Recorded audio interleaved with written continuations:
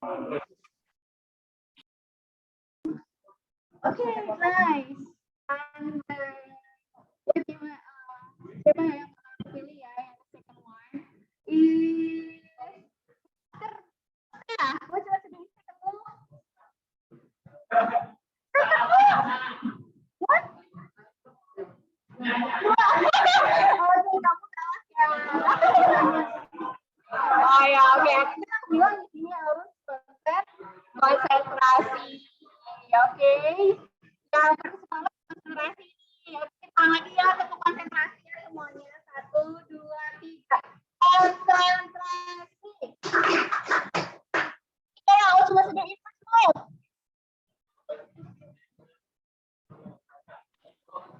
Nicola, breathing. Okay, nice. And the second one is you. What you want to do in the second move? Okay, good. And you? Okay, and Agnes, first move. Okay, nice. Salman, what you want to do? Dua. Okay, and Agnes again. Third move. Okay. Oke, nice teman-teman. Tepuk tangan nih semuanya yuk, keren banget. Parah. Oke. Mau lagi? Mau lagi? Kurang, udah dapet relaksnya belum? Masa sih? Yuk kita coba satu lap lagi ya. Kak, tadi kan masih berantakan ya. Coba aku tunjuk yang di partisipan offline dan di partisipan online, biar nanti kita berurutannya udah cepet nih, tek gitu dari satu lap ya, gitu ya. Oke. Now kita tepuk konsentrasi lagi yuk. 1, 2, 3. Konsentrasi. The one. Okay, the one. Okay, what's that one? Ya, Salman salah. Oke, Salman mestinya harus clapping your hand ya, Salman ya. Oke, it's okay. Now, kita ulangin lagi ya. Konsentrasi. Brok. Nicola. Oke, Latifa. What you want to do in second move? You want to say? What's your number? Okay, it's okay, Latifa. Okay, we will try again, okay? Now lagi. Kita tepuk konsentrasi. 1, 2, 3, concentration. Kamu. Okay, sama you. Second move. 1. Okay, got it. And Agnes. Third move. Okay. And Salman. First move again. Okay. And you. 2. Okay. And sama you. Third move. Okay. Got it, friends. Banget ya. Udah pada bisa konsentrasi dan bisa mulai relaxing juga nih untuk kita bisa mulai di kegiatan berikutnya ya teman-teman semuanya. Kita tepuk tangan dulu dong untuk teman-teman semuanya di sini. Yeay.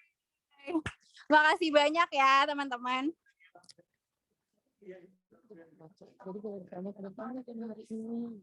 Oke, so karena kita sudah melakukan ice breaking. Nah, sekarang aku pengen tanya-tanya nih sama partisipan.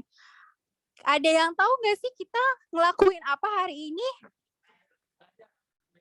Apa? Coba satu orang, siapa yang mau?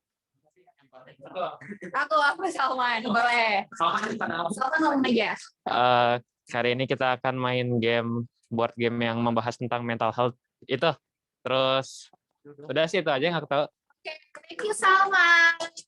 Oke, yang partisipan online ada nggak? Apa sih yang bakal kita lakuin hari ini? Ayo, siapa yang mau? Nicola, mungkin? Gimana Nicola? Hari ini kita bakal ngapain? Finishing prototype.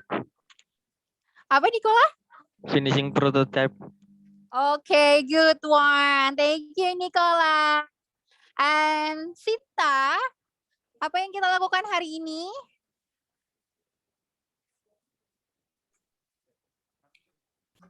Nanti ada materi tentang itu juga Kak, tentang mental health. Wow, keren banget. Thank you, Sinta. Ada lagi?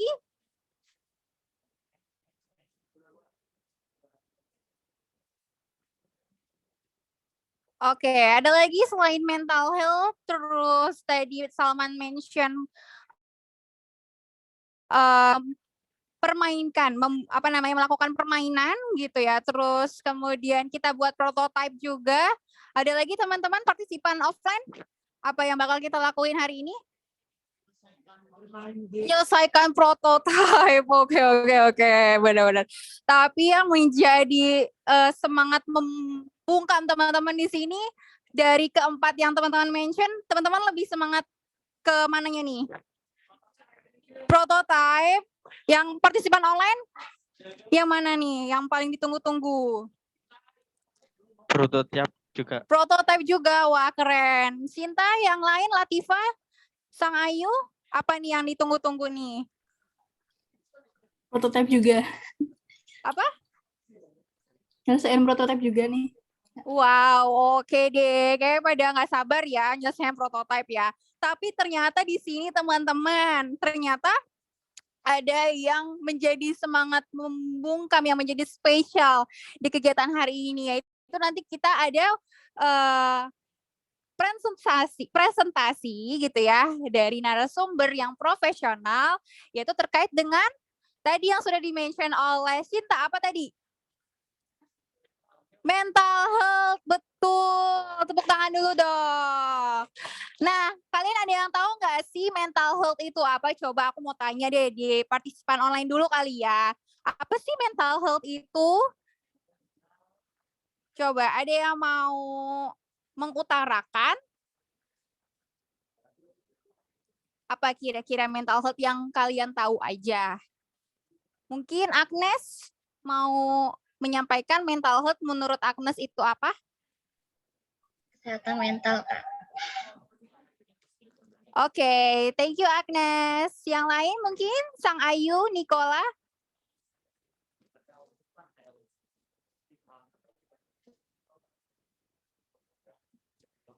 Oke, nah nanti kita bakal banyak tahu nih tentang mental health yang nantinya bakal teman-teman aplikasikan di kehidupan sehari-hari. Tapi mungkin partisipan online, selain yang tadi aku sebutkan, mungkin ada yang mau menanggapi apa sih mental health itu? Kak Latifah mungkin boleh Kak mau menanggapi mental health menurut Kak Latifah tuh apa?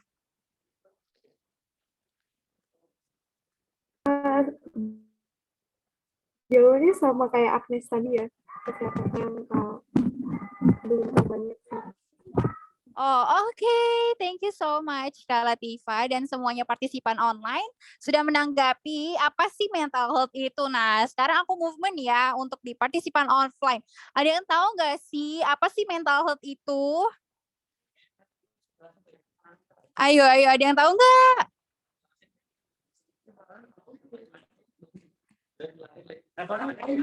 Ayo. Ayo, yang ada yang gamenya tentang mental health kan ya di sini ya. Ayo, grup berapa tuh yang dapat bikin mental health gamenya?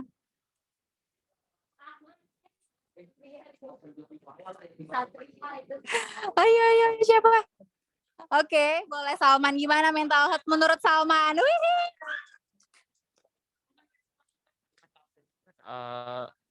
Mental health kalau secara bahasa itu ya kesehatan mental gitu.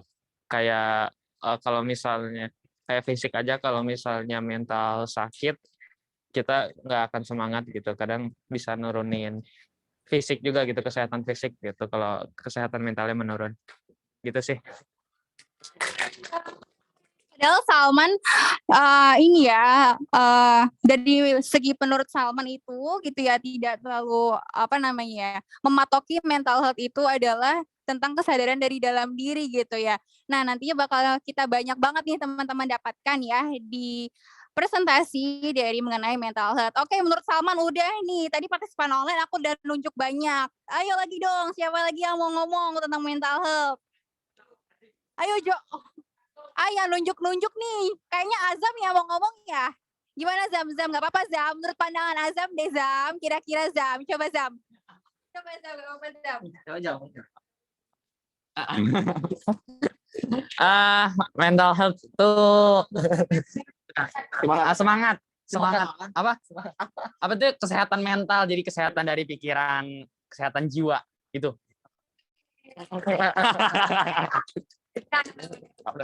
Oke, yang cowok-cowok ganteng-ganteng udah aku mention nih ya. Berarti satu lagi yang cewek kali ya kira-kira. Apa kita sebutin aja kali ya dari grup 1 ya yang ngambil permainannya ya?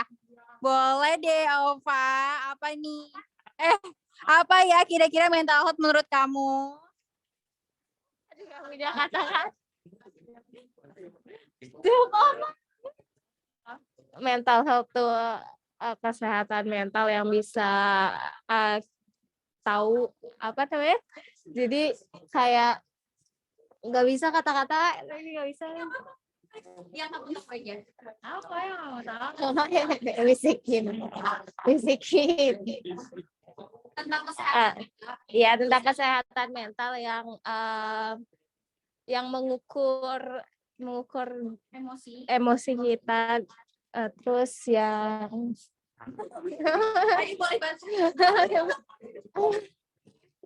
apa? Udah itu aja deh. Oke deh, terima kasih ya partisipan offline, udah keren banget nih, tepuk tangan dulu yuk. Oke, ke semuanya udah ya, partisipan online udah, partisipan offline udah, tentang mental health itu apa. Alfinya, waduh, jangan ditanya ya. Waduh, boleh nggak ya? Oke, karena kita sudah mau memasuki rundown yang kita sudah tunggu-tunggu gitu ya. Jadi kita lanjutkan ya, gitu ya. Nah, oke, nanti teman-teman kita bakal ada presentasi dari Mbak Paradina Paramita ya. Tepuk tangan dulu dong. Oke, nah Mbak Paradina Paramita itu adalah lulusan dari Magister of Psychology University of Indonesia. Wow. Dan beliau gitu ya biasa untuk melakukan kegiatan webinar-webinar seputar tentang mental health, dan memang ranah beliau gitu ya karena dari psikologi yang nantinya kita bakal banyak dapatkan materi manfaat yang nanti kita dapatkan untuk bisa aplikasikan bisa ke game teman-teman yang teman-teman apa namanya terkait dengan permainan mental health, dan selain itu juga bisa diaplikasikan ke kehidupan sehari-hari kita nih supaya kita bisa memanajemen mental health kita supaya menjadi pribadi yang lebih baik lagi. Oke, are you ready guys? Ready. Oke deh. Nah, terima kasih teman-teman sudah mengikuti dari Ice Breaking. Kita lanjut dan aku kembalikan ke Kak Bibil. Terima kasih. Oke teman-teman, tadi ice breaking-nya udah cukup lama ya. Halo partisipan online, semoga sampai sekarang masih semangat. Jadi dari kemarin kita selalu ngomongin isu-isu yang di sekitar kita, dari mulai lingkungan, apa aja isu-isu yang udah kita bahas? Lingkungan, ekonomi, sampai mental health ya, sampai mental health. Nah, di sini kita sudah kedatangan Mbak Dita ya, dipanggilnya Mbak Dita. Mbak Dita ini udah ahlinya, karena Mbak Dita ini psikolog, S1 dan S2 psikologi di UI, dan memang psikolog pendidikan. Jadi kalau kalian punya pertanyaan terkait psikologis, mental health, atau psikologi di pendidikan, boleh nanti kita langsung diskusi ya. Jadi nanti sesinya kita interaktif, kita diskusi. Jadi tolong manfaatkan waktunya sebaik mungkin. Untuk partisipan online juga silahkan kalau misalnya ada pertanyaan, boleh langsung raise hand dan berikan pertanyaannya di kolom chat seperti itu. Baik, Mbak Dita boleh dipersilahkan. Tepuk tangan dong buat Mbak Dita.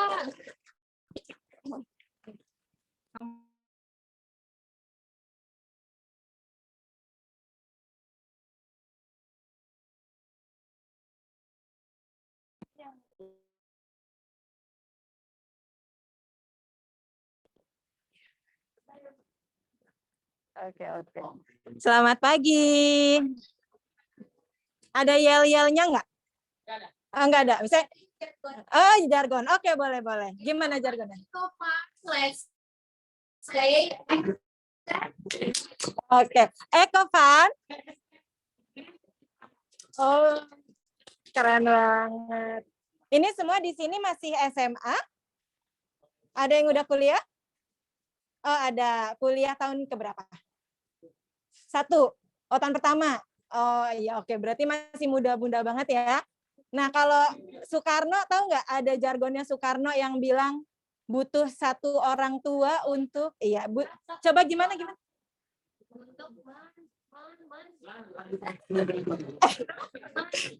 Ada yang bisa? Butuh? Iya, 7 orang pemuda aja bisa mengguncangkan dunia ya. Gimana di sini ada banyak pemuda. Semoga dunia bisa diguncangkan untuk jadi lebih baik lagi. Amin. Amin. Oke. Nah, tadi Miss siapa? Miss Syifa udah bicara tentang mental health gitu ya, dan teman-teman di sini juga sudah banyak tadi kayaknya yang mengemukakan apa sih mental health itu gitu ya. Sekarang saya mau tanya deh, menurut teman-teman, kan teman-teman ini remaja gitu ya, remaja itu kan lagi gejolak-gejolak kaula muda ya, hormon lagi meningkat gitu kan, loh tiba-tiba muncul jenggot gitu kan. Nah, menurut teman-teman nih, buat kalangan remaja kayak teman-teman, mental health itu pentingnya apa sih? Boleh. Kenapa itu penting? Boleh. Kenapa penting?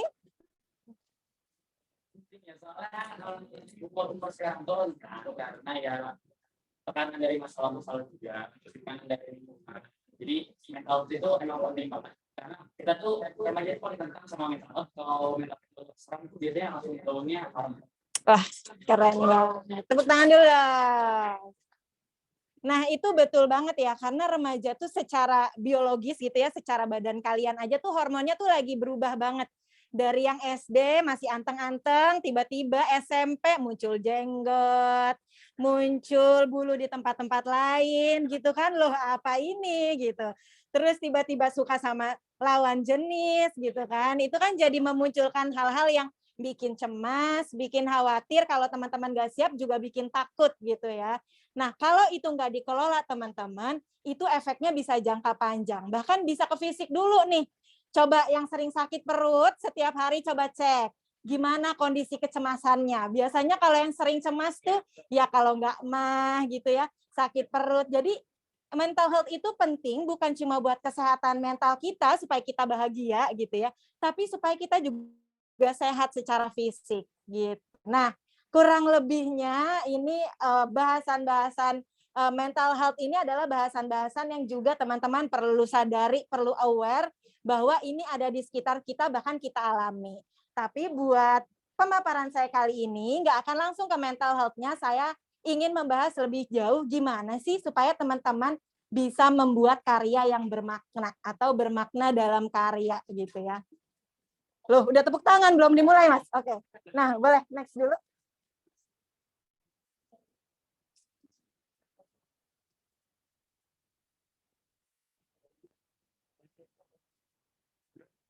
Oke. Nah, sebelumnya perkenalan diri dulu, sekalian promosi ya. Jadi tadi seperti yang Miss sudah katakan, saya dari S1 dan S2 Fakultas Psikologi Universitas Indonesia. Ada yang dari UI di sini? Oh, belum. Oke, insya Allah. Terus aktivitasnya sekarang sebagai psikolog dan co-founder Balai Acitia. Nah, saya mau promosi Balai Acitianya. Jadi buat teman-teman mungkin yang ingin dapat informasi, sebenarnya kalau di Instagramnya lebih banyak buat orang tua sih. Tapi buat yang mau konseling, buat yang mau tes minat bakat, yang mau tes-tes dan lainnya, boleh kunjungin aja Instagram Balai Acitia. Nanti boleh hubungin adminnya kalau ada yang mau konsul apa segala macam, boleh ke situ. Ya, iklan sedikit ya, nggak apa-apa. Oke, boleh next. Nah, sekarang mumpung hari Sabtu, nanti malam-malam Minggu, siang-siang biasanya hujan, sendu-sendu saya mau ngajak teman-teman buat curhat. Oke. Apa tanggapan yang kamu harapkan dari orang lain saat kamu menceritakan masalahmu padanya? Gampangnya gini, kalau kamu lagi curhat ke teman, pengennya teman gimana sih ngeresponnya? Ayo, ada yang mau jawab? Boleh, silakan. Kalau misalnya aku cerita masalah, aku berharap orang itu dia ngasih solusi gitu, sama bersimpati gitu. Itu sih. Oke. Solusinya yang gimana? Misalnya contoh saya punya masalah insecure gitu. Nah, nanti dia bisa kasih solusinya kayak gimana, kasih semangat gitu. Disupport gitu. Kayak gitu sih. Kasih solusi dan kasih semangat. Ini tipikal jawaban cowok banget ya. Coba kita tanya sama yang cewek. Coba yang cewek gimana? Ada yang mau jawab? Mbak-mbak?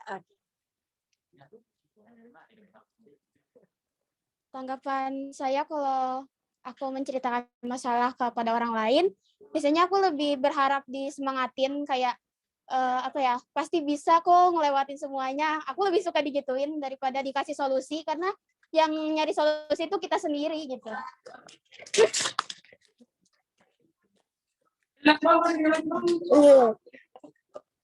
Ini Mars, ini Venus ya, Mars versus Venus emang. Kalau laki-laki perempuan. Oke, jadi lebih berharap disemangatin gitu ya. Tapi sebelum dikasih solusi dan sebelum disemangatin, ada sesuatu yang perlu dilakukan oleh teman tersebut nggak?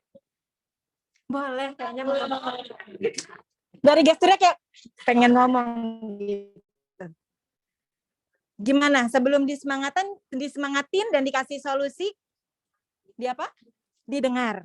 Ada lagi?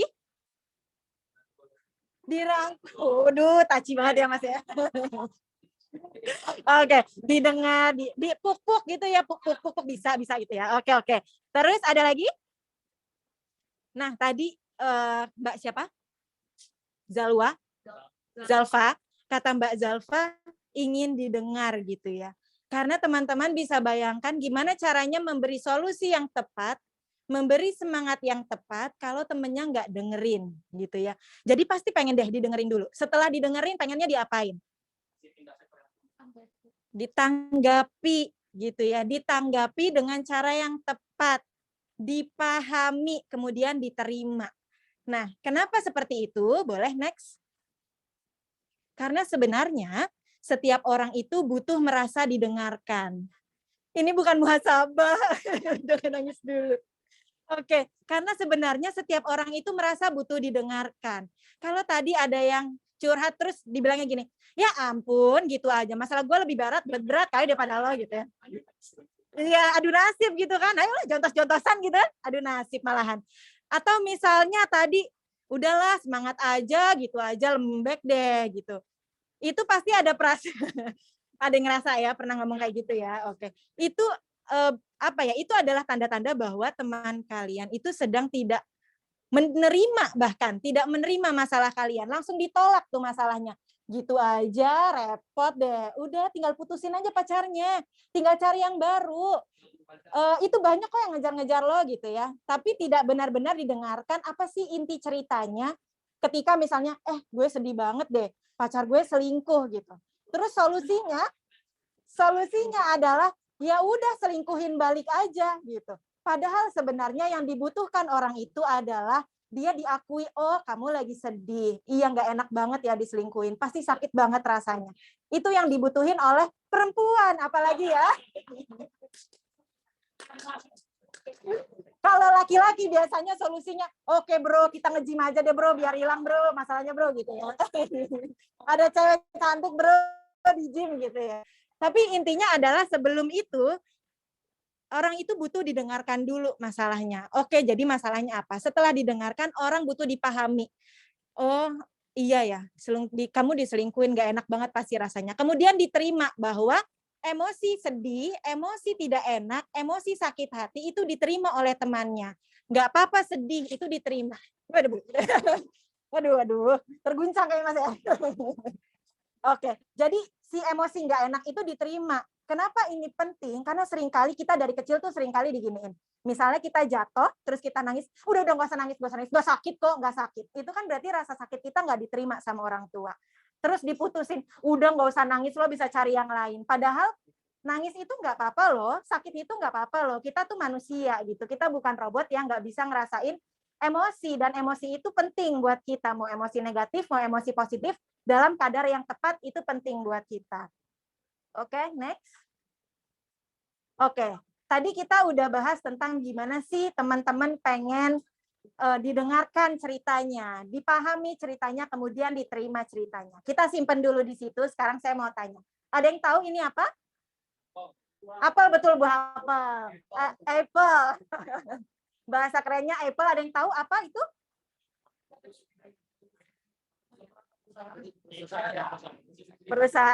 Perusahaan teknologi ya, yang biasanya menciptakan HP, laptop, dan lain-lain. Ada yang tahu mengapa Apple sukses walaupun harganya hampir tidak terbeli oleh masyarakat pada umumnya? Ada yang mau? Oke, boleh. Kalau menurutku Apple bisa sukses walaupun harganya yang lebih tinggi karena konsumennya itu membeli status sosialnya bukan barangnya lagi.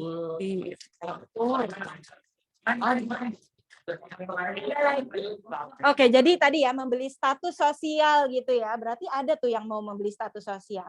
Tapi ada lagi nggak yang kalau teman-teman baca gitu ya, googling lebih jauh Apple Company, itu pasti muncul tuh. Apa unggulan dari Apple? Mau? Ada yang mau? Apa tadi? Gimana? Kalau nggak salah, Apple itu dia lebih mudah dipakainya daripada Windows, misalnya Mac gitu. Nah itu kalau untuk yang kayak baru pertama ke komputer, kalau nggak salah katanya pakai Mac itu lebih gampang. Iya, kalau nggak salah. Kemudahan pemakaiannya ya. Jadi kalau sekarang bahasa kerennya itu user friendly gitu. Nah, startup sekarang bermunculan, mereka mencari cara agar bisa user friendly. Apple itu udah duluan mencari cara gimana supaya saya jual HP nggak perlu jual manual book. Kalau teman-teman dulu beli Nokia, pasti ada manual booknya, baca satu-satu nyalainnya gimana, ngecasnya gimana. Apple nggak pernah punya manual book. Kenapa? Orang nggak butuh. Dia nyalain langsung bisa dipakai. Itu yang namanya user friendly. Karena ya sekarang kayak HP sekarang ya, teman-teman sekarang beli HP ada manual booknya nggak? Nggak ada. Ada berapa yang masih sulit mungkin ya, yang sulit sekali. Tapi sekarang anak bayi dikasih HP, dia langsung bisa buka YouTube. Karena udah tinggal kenal simbol. Simbol itu adalah istilahnya kalau anak pertama kali bisa baca, dia pertama kali bisa bacanya simbol. Makanya HP itu semudah itu gitu. Nah, Apple itu adalah perusahaan yang istilahnya menjadi pelopor gimana supaya teknologi itu user friendly. Kita nggak perlu repot-repot baca manual book, udah bisa dipakai. Kenapa bisa user friendly? Teman-teman tahu? Kenapa? Karena untuk bisa meluaskan pasarnya. Iya, betul. Karena untuk bisa meluaskan pasarnya. Tapi gimana caranya Apple bisa user friendly? Dengan melakukan riset. Ada lagi?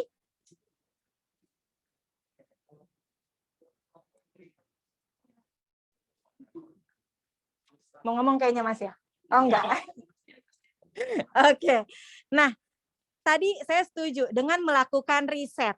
Yang artinya Apple itu menangkap apa sih kebutuhan di masyarakat. Jadi dia bukan menciptakan solusi buat dicocokkan ke masalah yang ada, kayak yang sekarang sering kita temui gitu ya, makanya suka nggak cocok ke masyarakat, karena yang diciptain solusinya dulu. Bukan masalahnya dulu diambil. Jadi istilahnya nggak pas di masyarakat karena dia harus nyocok-nyocokin gitu. Tapi Apple itu adalah dia nyari masalah di masyarakat, kemudian baru dia cari solusinya. Sekarang kita bandingkan sama yang ini.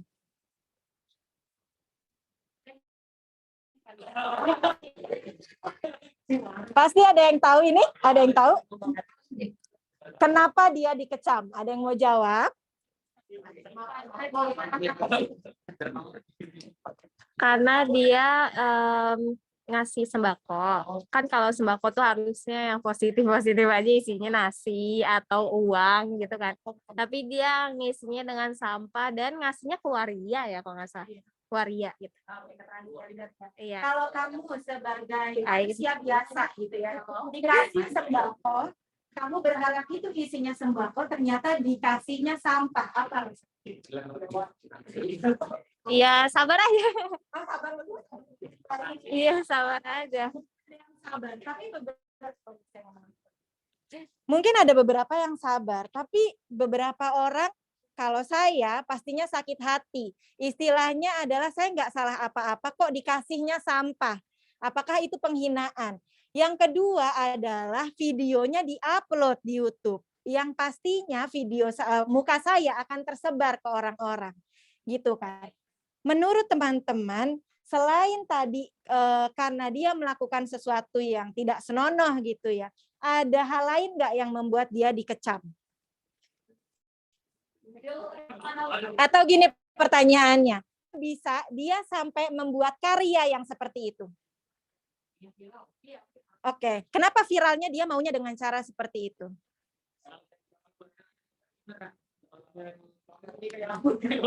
Satu orang, silakan. Karena kalau misalnya kayak apaan, kayak bikin konten yang kayak istilahnya jelek atau sampah kayak gitu, bakal lebih cepat naik daripada konten-konten yang bagus. Iya sih, iya. Terima kasih. Berarti dia fokusnya sama kebutuhan siapa? Hah?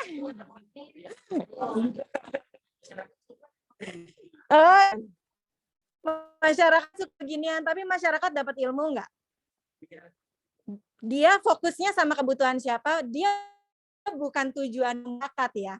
Orang kayak gitu tujuannya memuaskan diriku sendiri biar banyak viewersnya.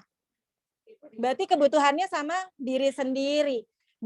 Kalau tadi mungkin ada beberapa produk yang dia berusaha menyampaikan solusi, tapi nggak sesuai sama masalah, tapi tidak merugikan, itu nggak apa-apa. Nah dia solusinya nggak tepat sesuai dengan masalah, merugikan orang lain, merugikan dia juga tuh sampai dikecam sebenarnya. Itu semua berasal dari mana? Itu semua berasal dari ketidakpekaan orang ketika menghasilkan suatu karya.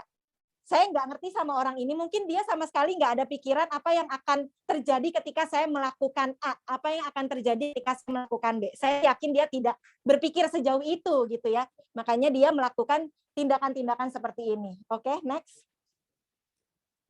Nah, makanya di sini saya mau bilang bahwa karya yang bermakna itu lahir terhadap perasaan, kebutuhan, dan masalah orang lain. Seperti yang tadi di awal, kita bisa balik lagi ke awal. Apa sih yang teman-teman harapkan ketika teman-teman curhat gitu ya ke teman-teman curhat ke temennya gitu ya. Pasti ada perasaan ingin didengerin dulu. Kalau udah didengerin, pengen dipahamin masalahnya. Kalau udah dipahamin, pengen diterima. Nggak pengen teman-teman, masalah lo kecil gitu ya. Nggak pengen pasti digituin. Nah, makanya teman-teman, ketika teman-teman menghasilkan sebuah karya, dan karyanya ingin bermakna, tidak ingin seperti karyanya Ferdinand siapa itu, karyanya itu perlu lahir dari kepekaan teman-teman terhadap perasaan, kebutuhan, dan masalah orang lain. Nah, kalau bahasa kerennya, kita bilang sebagai empati. Ada yang udah tahu empati itu apa? Boleh? Rasa iba? Oke, ada lagi? Rasa peduli? Ada lagi? Tepuk tangan dulu, tepuk tangan. Next. Betul jawabannya. Jadi, kemampuan kita melihat sudut pandang orang lain dan merasakan apa yang dia rasakan. Dan ini tidak mudah. Makanya kenapa empati itu bukan dilahirkan, tapi dilatih. Ini adalah keterampilan yang dilatih. Seperti itu, teman-teman. Oke. Nah, empati itu isinya apa aja? Yang pertama adalah kita mengambil sudut pandang orang lain. Jadi istilahnya kalau teman-teman pengen bisa berempati, teman-teman harus tahu kira-kira kalau misalnya nih ya, ini ada meja. Saya lihatnya dari sini, yang kelihatan adalah layar PPT. Kalau teman-teman lihatnya dari sana, Mbak siapa? Mbak Monika lihatnya apa? Laptop. Ininya laptop, depannya laptop kan. Nah, saya nggak bisa bilang, Mbak Monika pasti bisa lihat apa yang saya baca di sini. Saya nggak bisa bilang kayak gitu. Karena Mbak Monika lihatnya dari sana. Nah, saya lihatnya dari sini. Tapi ketika saya berempati, saya akan tahu, oke, kalau Mbak Monika lihat dari sana, kira-kira apa ya yang dia lihat? Kalau Mbak Monika lihatnya dari sini, kira-kira apa ya yang dia lihat? Nah, itu adalah empati. Kalau nggak punya empati, pasti nggak ngerti Mbak Monica lihatnya apa. Saya cuma ngomong, Mbak Monica harusnya tahu dong, saya baca apa sekarang di sini. Saya akan menuntut seperti itu, karena saya nggak punya empati. Yang kedua apa? Mengenali emosi. Nah, kalau tadi teman-teman ada yang curhat, gue sedih banget, tahu nggak sih diputusin pacar. Terus orangnya nggak kenal emosi. Dia pasti bilang, ih lo seneng ya? Apa perasaan lo sekarang berbunga-bunga apa gimana gitu ya? Nggak ngerti sedih tuh kayak apa, sakitnya kayak apa. Nggak akan bisa mengerti perasaan orang lain gitu. Makanya untuk bisa mengenali emosi orang lain, kita perlu bisa mengenali emosi diri sendiri. Nah, ini PR buat teman-teman di sini yang seringkali bingung apa sih yang sekarang sedang saya rasakan.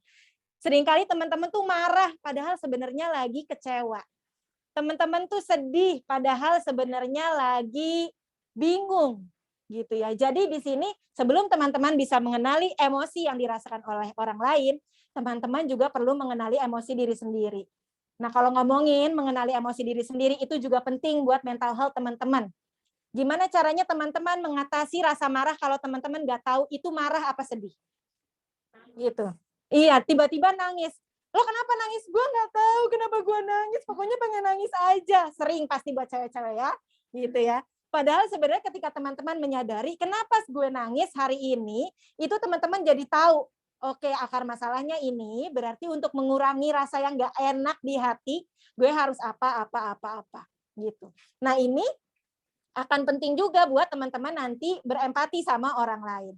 Yang ketiga adalah memahami dan menerima orang lain. Setelah teman-teman bisa mengambil sudut pandang orang lain, bisa mengenali emosi yang dirasakan oleh orang lain, teman-teman akan bisa memahami sudut pandang orang lain itu dan menerima orang lain sebagaimana mestinya. Nah, empati sama simpati ada yang tahu bedanya apa? Simpati kartu, betul, Telkomsel. Simpati sama empati, ada yang tahu bedanya apa? Ada yang bilang kan, aku tuh simpati sama kamu, tapi dia nggak bilang empati. Atau saya mau tanya dulu, apa lebih bagus yang mana, empati atau simpati? Kenapa Masnya? Lebih ke tindakan kayak tindakan nyata buat ke orang lain gitu biar impact ke dia. Kan kalau simpati cuman kayak apa ya, cuma peduli doang, rasa peduli doang, tapi kita nggak ngelakuin apa-apa. Nah, betul, tapi intinya adalah empati bisa menghasilkan tindakan nyata buat orang lain, simpati biasanya justru hanya merugikan orang lain. Gampangnya gini, kalau ada teman curhat nangis-nangis gitu ya, empati itu dia akan, iya pasti nggak enak banget ya jadi lo ya, pasti nggak enak banget deh. Oke nggak apa-apa nangis dulu sekarang, lo tenang dulu. Sedangkan kalau simpati itu, ada teman cerita nangis, dia ikutan nangis. Iya bener gue juga sakit, gue gitu ya. Simpati itu akan cenderung fokusnya sama diri sendiri. Sedangkan kalau empati, dia akan berusaha memahami perasaan orang lain yang pada akhirnya dia bisa lihat sudut pandang orang lain dengan lebih jernih karena dia tidak mengalami masalahnya secara langsung dan akhirnya bisa menimbulkan atau menghasilkan solusi yang lebih tepat buat orang lain. Lo pernah coba ini enggak? Lo pernah ngerasain ini enggak? Lo pernah ngelakuin ini enggak gitu ya. Jadi dia bisa ngelihat dengan sudut pandang yang lebih jernih gitu. Makanya kalau psikolog itu yang dibutuhkan adalah empati, bukan simpati. Kalau kita simpati kita nggak akan bisa nolong. Nanti nangis doang yang ada di ruangan gitu. Next. Nah, manfaat empati apa? Yang pertama membuat kita lebih terkoneksi dengan orang lain. Dengan adanya empati, orang lain merasa didengarkan dan diterima, jadinya kita lebih ngerasa connect nih. Oke, kita sama-sama ngerti ya, kita sama-sama paham ya gitu. Kemudian kita bisa mengenali masalah dan kebutuhan orang lain dengan lebih tepat. Jadi kalau tadi simpati cuma ikutan nangis, tapi dia nggak ngerti sebenarnya apa sih yang dirasain orang lain itu, kalau empati itu bisa. Kemudian bisa menghasilkan solusi yang lebih tepat juga, tadi kata Masnya gitu ya. Kalau empati itu bisa menghasilkan solusi yang lebih tepat. Dan meningkatkan kepuasan dalam sebuah hubungan. Nah, buat yang udah punya pacar ada? Ada. Kalau ceweknya suka ngomong, kamu tuh nggak ngertiin aku, kamu tuh nggak pernah peka, kamu tuh cuek banget. Coba ya, kalau kita simpulkan itu artinya adalah kamu itu nggak bisa empati sama aku. Sedangkan laki-laki tuh ngomong gini, kita tuh bukan ahli nujum ya, jangan suruh kita ngertiin kamu kalau kamu nggak ngomong gitu sering. Ada yang belum pernah pacaran di sini? Waduh, pasti nggak ngerti Mas, mohon maaf ya. Enggak. Ini pelajaran mumpung nanti malam-malam minggu, jadi dicatat buat diaplikasikan nanti malam minggu. Jadi intinya adalah dalam sebuah hubungan, mau pacaran, mau temenan, mau adik kakak, mau orang tua, empati itu penting sekali. Karena istilahnya kalau yang tadi ada cewek yang ngomong, kamu tuh nggak ngertiin aku, terus cowoknya bilang, ya aku kan nggak bisa baca pikiran kamu. Ceweknya balas lagi, makanya empati dong gitu. Balas lagi kayak gitu. Karena dengan empati kita nggak perlu benar-benar mengutarakan apa yang kita butuhkan gitu. Karena kalau kita sudah empati, kita akan bisa menangkap apa sih sebenarnya masalah yang terjadi dan kebutuhan yang terjadi. Next. Oke, ini adalah quotes yang pasti sering teman-teman juga baca. What doesn't kill you makes you stronger. Ada yang pernah baca? Oh, nggak pernah baca. Baru ya? Enggak, ini kayaknya quotes-nya ketuaan deh. Ini usia saya kayaknya. What doesn't kill you make you stronger. Ada yang tahu artinya apa?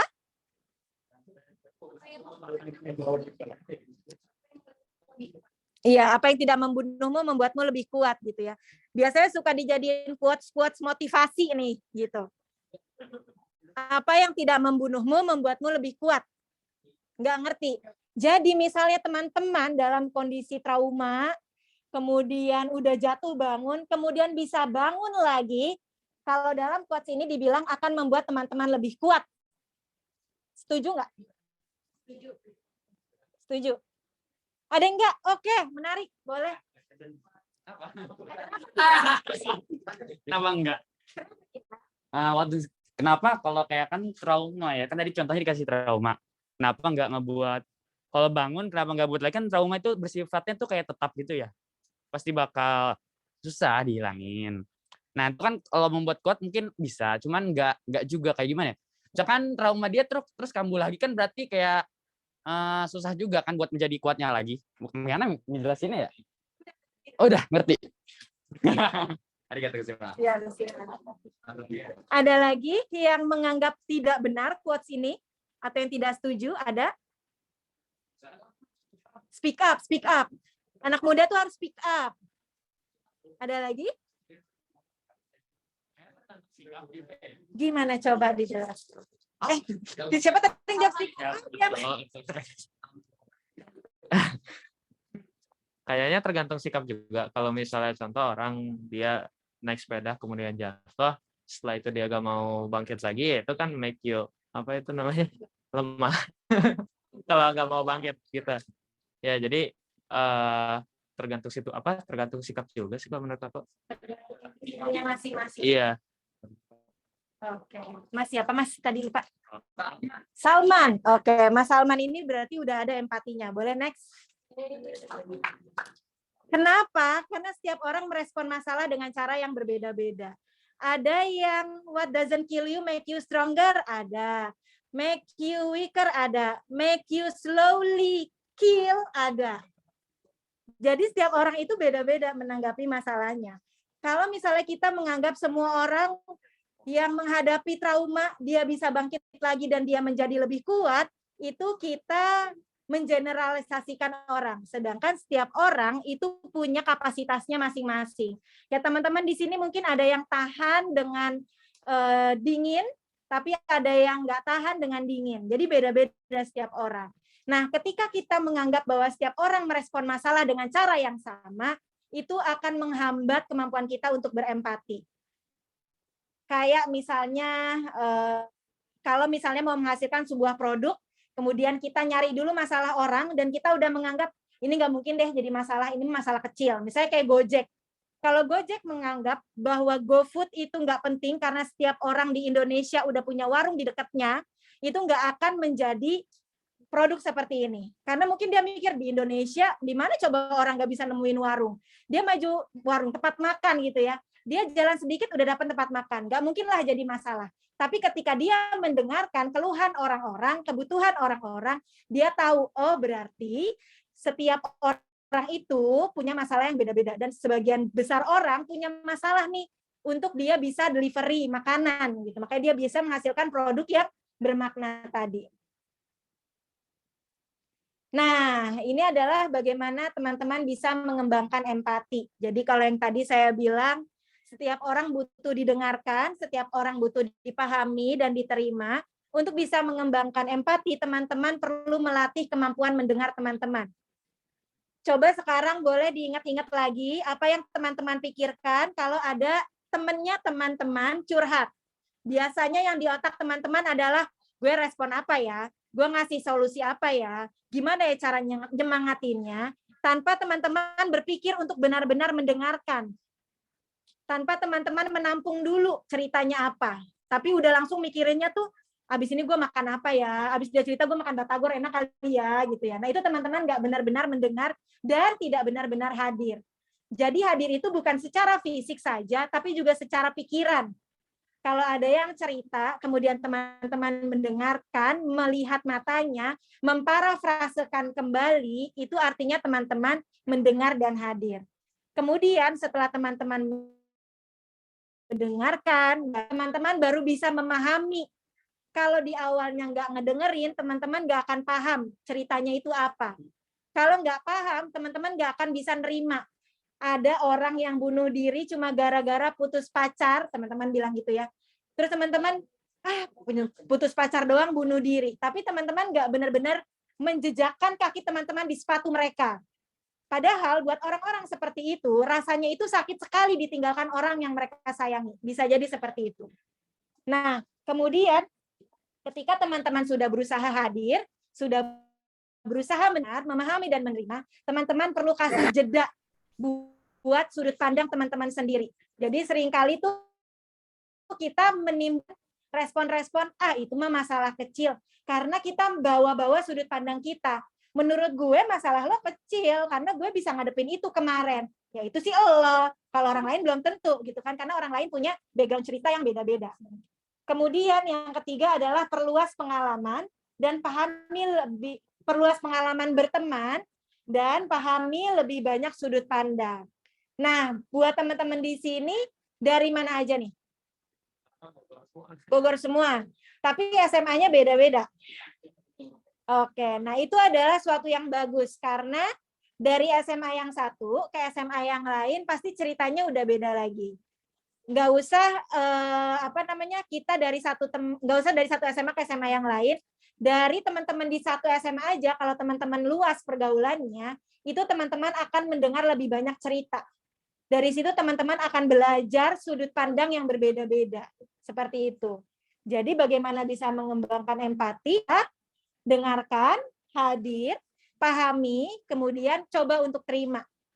Kemudian yang kedua adalah beri jeda untuk diri sendiri. Kita kasih ruang buat orang lain. Saya nggak bawa-bawa sudut pandang saya nggak bawa pengalaman saya mau ngedengerin cerita kamu. Kemudian yang ketiga adalah perluas pergaulan. Kalau bisa dari luar kota juga temenan, dari luar yang beda agama juga temenan, yang beda kemampuan juga temenan, karena sekarang kita lagi di masyarakat inklusif gitu ya. Kalau teman-teman cuma fokus sama kelompoknya teman-teman, sayang banget teman-teman nggak akan bisa belajar banyak hal. Oke, sebelumnya ada yang mau ditanya dulu sampai sini? Terkait tadi kita udah ngomongin empati, terus kurang lebihnya kita udah nyerempet-nyerempet gimana sih kita menghasilkan karya yang bermakna dengan melibatkan empati di dalam karya kita. Ada yang mau tanya dulu?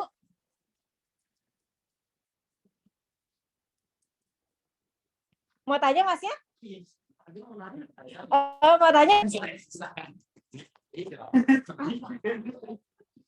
Mau nanya Kak, apakah masalah itu selalu bersifat negatif atau gimana? Kak ada penjelasan nggak tentang kenapa? Apakah masalah itu selalu bersifat negatif? Apakah masalah itu ada positifnya atau bagaimana? Mungkin Kakak bisa menjelaskan. Terima kasih. Apakah masalah itu selalu bersifat negatif? Tergantung bagaimana cara kita melihat masalah masing-masing. Seringkali masalah itu menjadi lebih berat atau menjadi lebih ringan bukan karena masalahnya, tapi bagaimana kita melihat suatu masalah. Dan bagaimana kita bertumbuh dari masalah yang sudah pernah kita hadapi sebelumnya. Jadi kalau teman-teman ada yang pernah dengar resiliensi? Nggak pernah. Nah, resilient kayak bola basket. Jadi yang tadi what doesn't kill you make you stronger itu adalah orang-orang yang sudah punya resiliensi, yang dia sudah bisa bangkit dari masalah.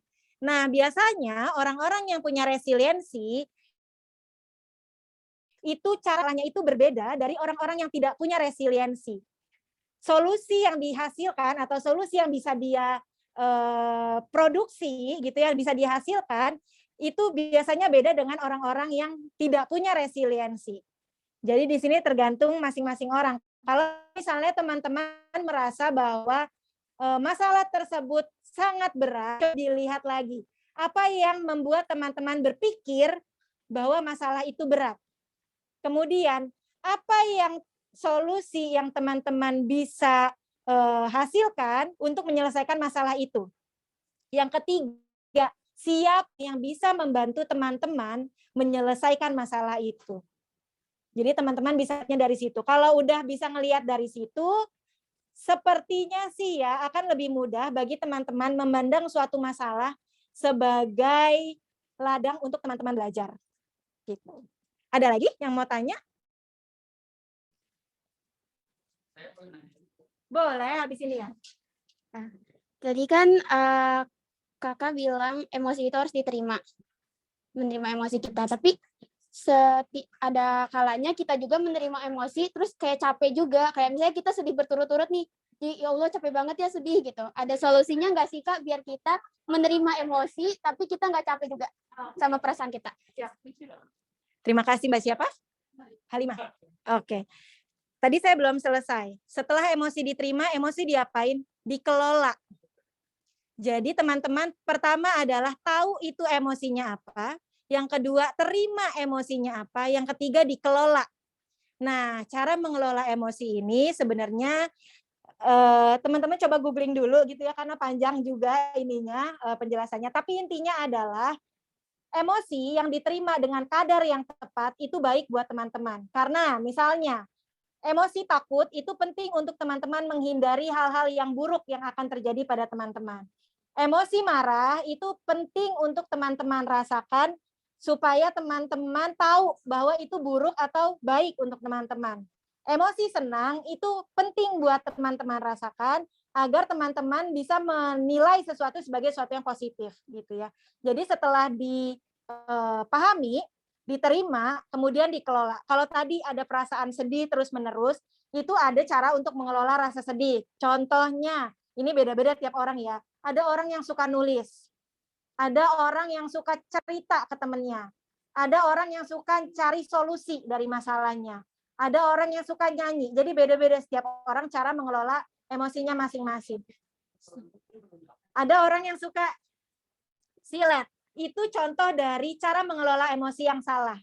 Ketika teman-teman bisa mengelola emosi, artinya teman-teman tidak melukai diri sendiri, tidak melukai orang lain, atau tidak melukai barang-barang di sekitar. Itu tandanya teman-teman mengelola emosi dengan baik.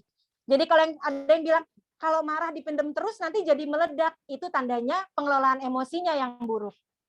Kalau mengelola emosi dengan baik, tidak akan menumpuk dan tidak akan meledak gitu. Jadi tadi setelah dipahami, diterima, kemudian dikelola.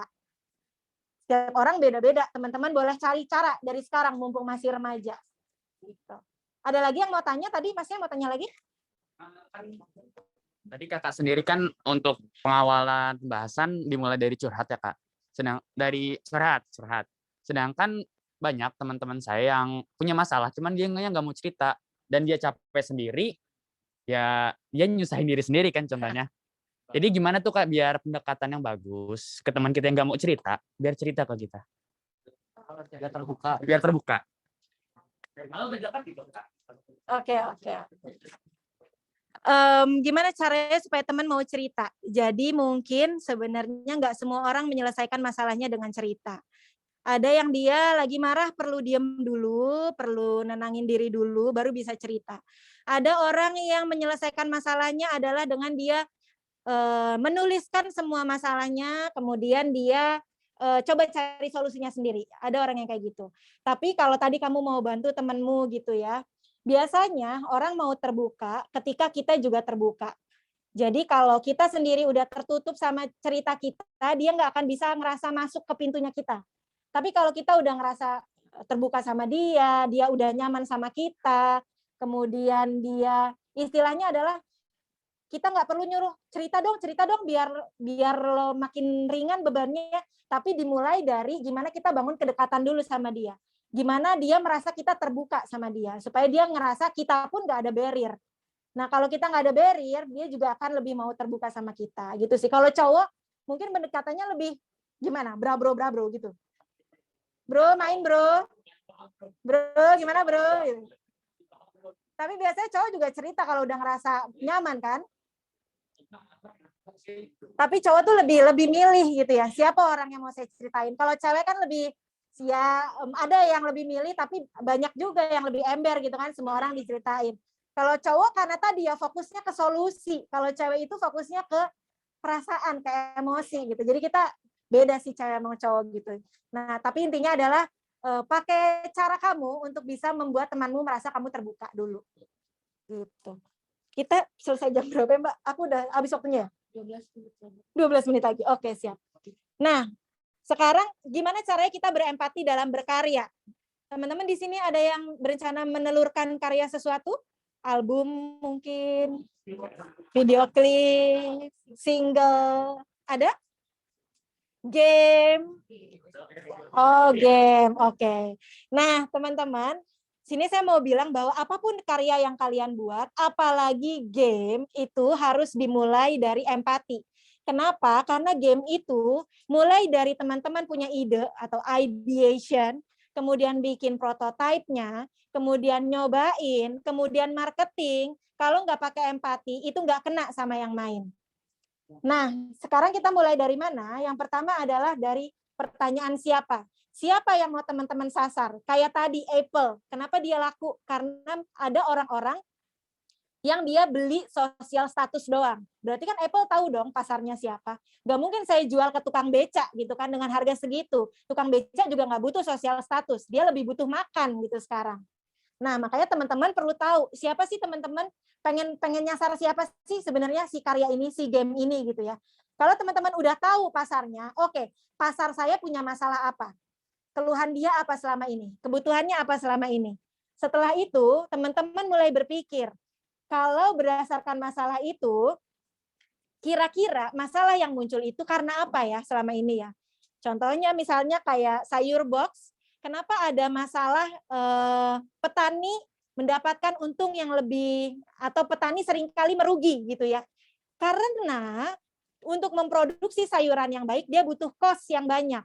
Tapi tengkulak maunya belinya pakai cost yang sedikit, jadinya dia rugi. Nah, ketika teman-teman udah tahu kenapa, teman-teman akan tahu how-nya. Jadi dari masalah yang ada, dari latar belakang masalah itu, how ya, bagaimana ya saya bisa menyelesaikan masalah itu. Melalui game teman-teman yang teman-teman buat, kira-kira bagaimana game saya bisa menyelesaikan masalah itu. Caranya seperti apa, game apa yang harus saya buat untuk menyelesaikan masalah itu. Next. Nah, bagaimana kita menemukan masalahnya? Yang pertama teman-teman harus berpikir kira-kira apa ya yang target teman-teman pikirkan. Keluhan yang dia punya apa? Dia punya tujuan apa? Misalnya kayak ular tangga. Ular tangga itu yang main dari orang gede sampai anak kecil gitu ya.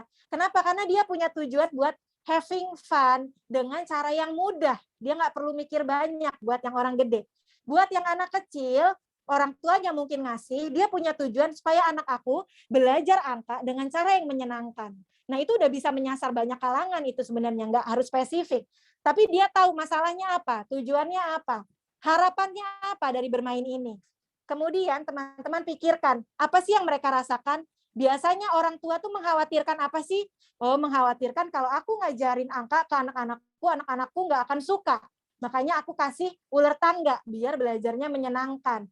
Kemudian kepuasan dan kesenangan. Ketika aku ngasih ular tangga yang cara mainnya mudah, yang menarik, itu akan membuat anakku senang. Kalau anakku senang, aku juga senang, misalnya kayak gitu ya. Kemudian melihat apa sih yang konsumen lihat. Bagaimana mereka melihat karya atau informasi. Biasanya pakai media apa? Kalau teman-teman bikinnya game apa? Board game. board game-nya seperti apa yang lebih nyaman dipandang oleh konsumen teman-teman. Kemudian pakai medianya apa yang lebih enak buat dilihat. Kartu yang bagaimana, warnanya apa. Kalau teman-teman tahu, logo Apple itu awalnya warna-warni. Warna-warninya itu berdasarkan apa? Berdasarkan riset, teman-teman.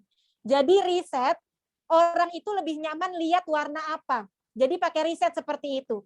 Termasuk mungkin sekarang McD. Kenapa McD warnanya merah kuning? Karena orang melihat warna merah dan kuning itu merasa lebih lapar. Bahkan sampai riset kayak gitu. Jarang orang yang pakai mungkin warna apa, buat makanan tuh warna-warna yang bikin dia nggak nafsu makan gitu, itu pakai riset tuh. Jadi dia pakai riset kira-kira orang senangnya untuk produk ini pakainya warna apa, dengan bentuk apa gitu. Kemudian dengar, kira-kira konsumennya teman-teman itu lebih sering mendengar informasi bagaimana caranya. Lingkungan yang ada mempengaruhi dia bagaimana caranya. Seperti itu. Jadi teman-teman melihat dan menemukan masalahnya dari hal-hal ini. Next. Nah, caranya lagi gimana untuk bisa menemukan masalah? Teman-teman perlu mengajak bicara lebih banyak orang. Atau misalnya target teman-teman ke anak kecil. Ya cobalah ajak anak kecilnya ngomong. Cobalah ajak orang tuanya ngomong. Ajak sekitar anak-anak tersebut ngomong. Dengan mengajak bicara banyak orang, teman-teman akan semakin paham sudut pandang orang itu seperti apa. Yang kedua, minta feedback. Jadi kalau teman-teman udah bikin, jangan ragu-ragu minta feedback. Jangan baperan, dikasih feedback dikit, itu mah nggak suka aja sama karya gue udah bikin yang terbaik kok gitu ya. Padahal feedback itu penting sekali untuk teman-teman bisa mengevaluasi karya yang mungkin ada yang tidak sempurna dan lebih sempurna lagi kalau teman-teman menerima feedback. Yang ketiga adalah amati mendalam. Di sini saya mau minta atau ajak teman-teman buat, kalau tadi ada yang bilang cowok nggak ngerti aku karena aku nggak ngomong, terus cowoknya bilang kamu sih nggak ngomong, aku kan bukan ahli nujum gitu ya. Itu karena cowoknya tidak mengamati ekspresi ceweknya yang bete, tidak mengamati ekspresi ceweknya yang udah tutup. Oh ada yang begini sampai 2 jempol ya, mau curhat. Jadi karena cowoknya tuh, kamu kenapa sih? Gak apa-apa. Kenapa sih? Gak apa-apa gitu ya. Padahal ceweknya udah ngomongnya sambil gini, mukanya cemberut, ngomongnya gak apa-apa gitu kan. Kan gak mungkin gak apa-apa dong gitu ya. Kemudian cowoknya bilang, oh ya udah kalau gak apa-apa gitu ya. Itu kan nyebelin banget gitu. Udah jelas-jelas muka ceweknya gini kan gak mungkin gak apa-apa gitu. Makanya di sini untuk teman-teman ambil data tidak cuma dari apa yang disampaikan oleh yang menikmati karya teman-teman, tapi apa yang teman-teman amati di sekitar teman-teman juga. Oke, karena waktunya udah habis, saya kembalikan aja deh. Ini nanti brainstorming kapan-kapan, nggak tahu kapan. Silakan. Berapa? Masih ada 5 menit lagi. Oh, masih ada 5 menit lagi. Kalau gitu saya mau minta teman-teman buat bahas deh. Di sini ada yang udah tahu mau bikin game apa? Sip. Sekarang saya pengen tanya, bagaimana empati berpengaruh terhadap karya yang tercipta? Oke. Buat teman-teman di sini yang sudah punya ide apa, boleh dong diungkapkan idenya apa dan kenapa teman-teman punya ide itu? Dan kalau tadi teman-teman sudah saya anggapnya teman-teman udah paham ya empati itu apa ya. Boleh dong diceritain dari empati yang bagaimana teman-teman bisa menghasilkan ide tersebut. Oh ini kelompokan. Oke boleh. Siapa? Boleh. Oke, saya mau ngejelasin ide dan konsep kenapa kita mengambil kebudayaan sebagai ide dari game yang kita buat dari kelompok 2 Kaguno. Kenapa? Karena saya lihat juga banyak anak-anak kecil di Indonesia yang generasi Z atau apa itu namanya? Bukan di bawah Z. Pokoknya anak-anak kecil itu lebih suka gadget dan tentang kebudayaan sendirinya itu ditinggalin. Terus juga ada kebudayaan dari asing yang nggak tahu kenapa diserap sama orang-orang Indonesia yang juga jadi melupakan kebudayaannya. Jadi kita kelompok 2 grup Kaguno tuh pengen ngebuat game di mana gamenya itu memberi edukasi kepada masyarakat atau terutama anak kecil ya. Kita tuh mau ngenalin loh, Indonesia punya loh banyak budaya. Indonesia banyak loh punya kekayaan-kekayaan yang kamu nggak tahu. Gitu, Kak. Terima kasih.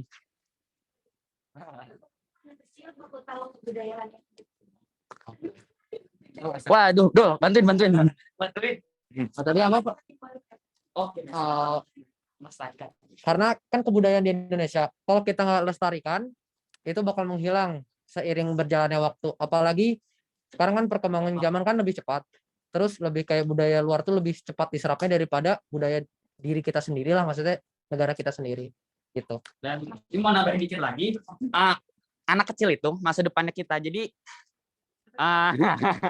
jadi kalau kita pengen ngerubah sesuatu, kita rubah dari kapan, siapa yang bakal di tempat itu.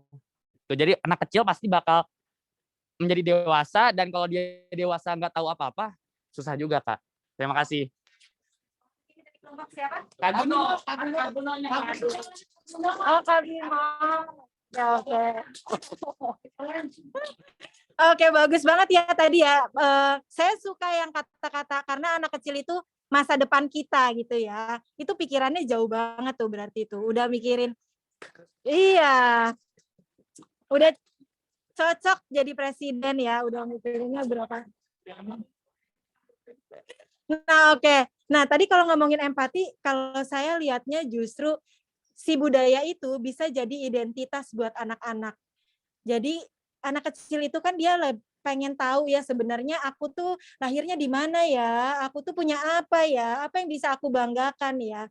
Nah, dengan teman-teman menanamkan ini, teman-teman tuh akan memenuhi kebutuhan anak-anak untuk punya identitas yang membanggakan buat mereka sebagai orang-orang Indonesia. Dan efek besarnya tadi ya, mereka ketika bangga sama Indonesia, kalau kita bangga sama sesuatu, kita biasanya ingin produk itu. Kita ingin berkontribusi istilahnya ya buat sesuatu itu. Jadi good job teman-teman. Oke.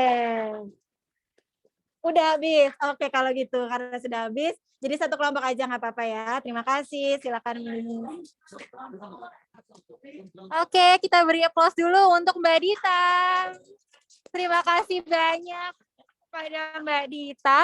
Ternyata dari sesi yang kita dapatkan oleh Mbak Dita ini seputar tentang empati itu ternyata punya dampak yang sangat luas ya gitu. Ternyata tuh empati itu tidak hanya dari sekedar dari teman ke teman aja, tapi bisa dari segi bisnis, segi kreativitas, dan itu bisa diaplikasikan untuk nanti masa depan teman-teman gitu. Ya, oke, kita beri aplaus dulu teman-teman.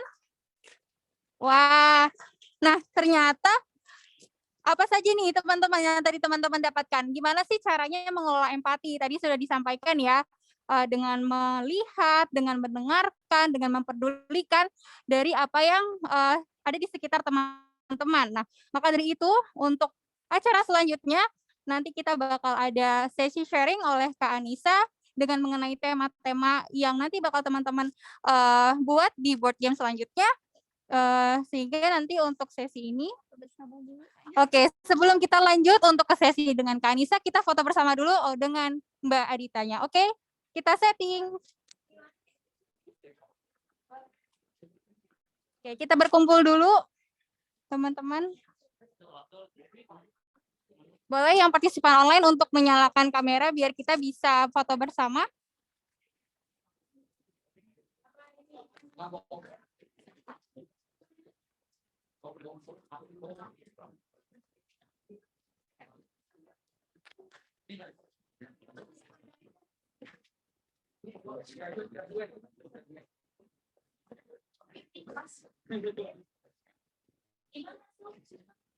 Oh ya.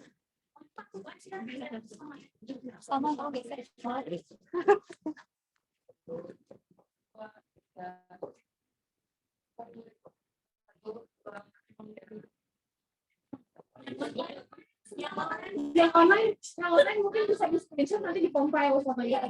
Okay. Okay, in the participant online, have you ready guys? We take a photo. 1, 2, 3. Okay, kita bikin jargon ya.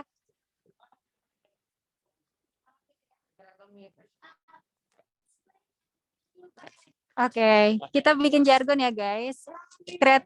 Let's play. Back and back. Yay. Oke, terima kasih banyak Mbak Dita atas kehadiran hari ini. Sangat membawa manfaat sekali semuanya. Hati-hati di jalan ya, Kak. Oke, nah karena kita sudah berakhir dari sesi Mbak Dita, nanti ada yang tadi saya sampaikan, ada sesi oleh Kak Anissa untuk nantinya teman-teman membuat tema lebih spesifik di board game teman-teman nih, kayak gitu. Oke, tanpa panjang kali lebar, kita beri kesempatan untuk Kak Anissa untuk memaparkan materi tema dari board game yaitu lebih spesifik. Silakan Kak Anissa. Oke, halo. Selamat apa nih? Selamat pagi, masih selamat pagi ya teman-teman semuanya. Ini kedengeran nggak suara saya? Terdengar, Kak. Enggak? Terdengar. Oh, terdengar. Oke, itu oke dari peserta online terdengar ya. Kalau peserta offline kedengaran kah? Oke, sip. Gimana sesi ininya sama Mbak Dita sama psikolog, mantap sekali atau Seru banget. Sangat Seru. bagus ya? menarik Ya, menarik banget. menarik banget ya. Iya, betul. Pasti iya, kita semua pasti merasa relate ya, yang nggak mau berapapun usia kita gitu ya, kita semua pasti akan yang namanya di-link sama mental health ya. Jadi kadang itu yang mungkin di Indonesia agak ya sebelumnya ya mungkin kalau di generasinya teman-teman peserta mungkin udah mulai dibahas, cuma kalau mungkin generasi saya sama generasi yang sebelumnya lagi hampir nggak pernah ada tuh obrolan mental health gitu. Seringkali mental health selalu diasosiasiin sama sakit jiwa ya. Nggak tahu ya, apa teman pernah dengar, kalau saya pernah punya pengalaman kayak gitu. Jadi seolah-olah kalau kita punya gangguan mental dianggapnya kita harus ke rumah sakit jiwa, harus apa gitu. Jadi seolah-olah tuh nggak bagus gitu loh. Tapi ya alhamdulillah belakangan ini ya di Indonesia sekarang udah mulai ini ya ada beberapa ya orang-orang seperti Mbak Dita dan beberapa pakar psikolog juga mulai menyuarakan kan kalau kita pun berhak gitu loh melihat mental health itu sama pentingnya seperti sakit badan ya, sakit fisik gitu. Jadi bukan sesuatu yang berbeda gitu. Hanya intinya sama-sama mengganggu kehidupan kita gitu. Ya, tadi saya dengar pertanyaannya bagus banget ya, benar-benar ini juga lah, mencerahkan gitu ya, teman-teman tadi kan banyak yang nanya juga.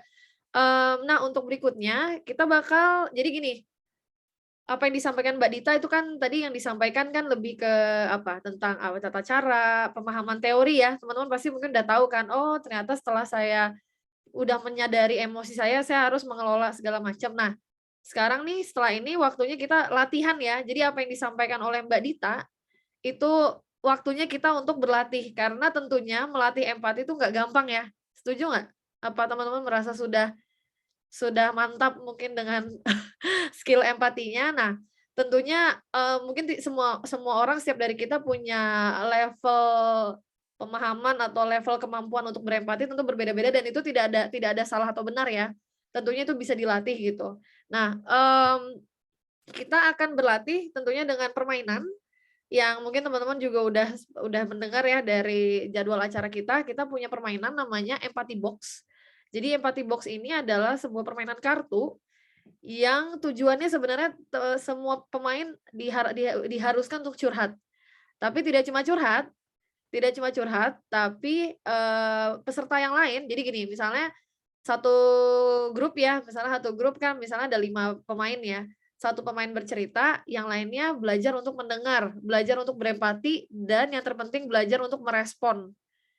Kebetulan saya sendiri udah pernah coba gamenya Empathy Box, dan itu kelihatannya gampang, memang gamenya kayak cuma cerita doang gitu, tapi ternyata apa yang dirasakan itu tidak cuma sekedar saya cerita, saya dengerin beres gitu, ternyata memberikan efek yang luar biasa sih kalau buat saya ya, karena saya juga punya kesulitan sendiri gitu loh untuk merespon gitu, memahami perasaan orang lain itu tuh nggak gampang gitu kan.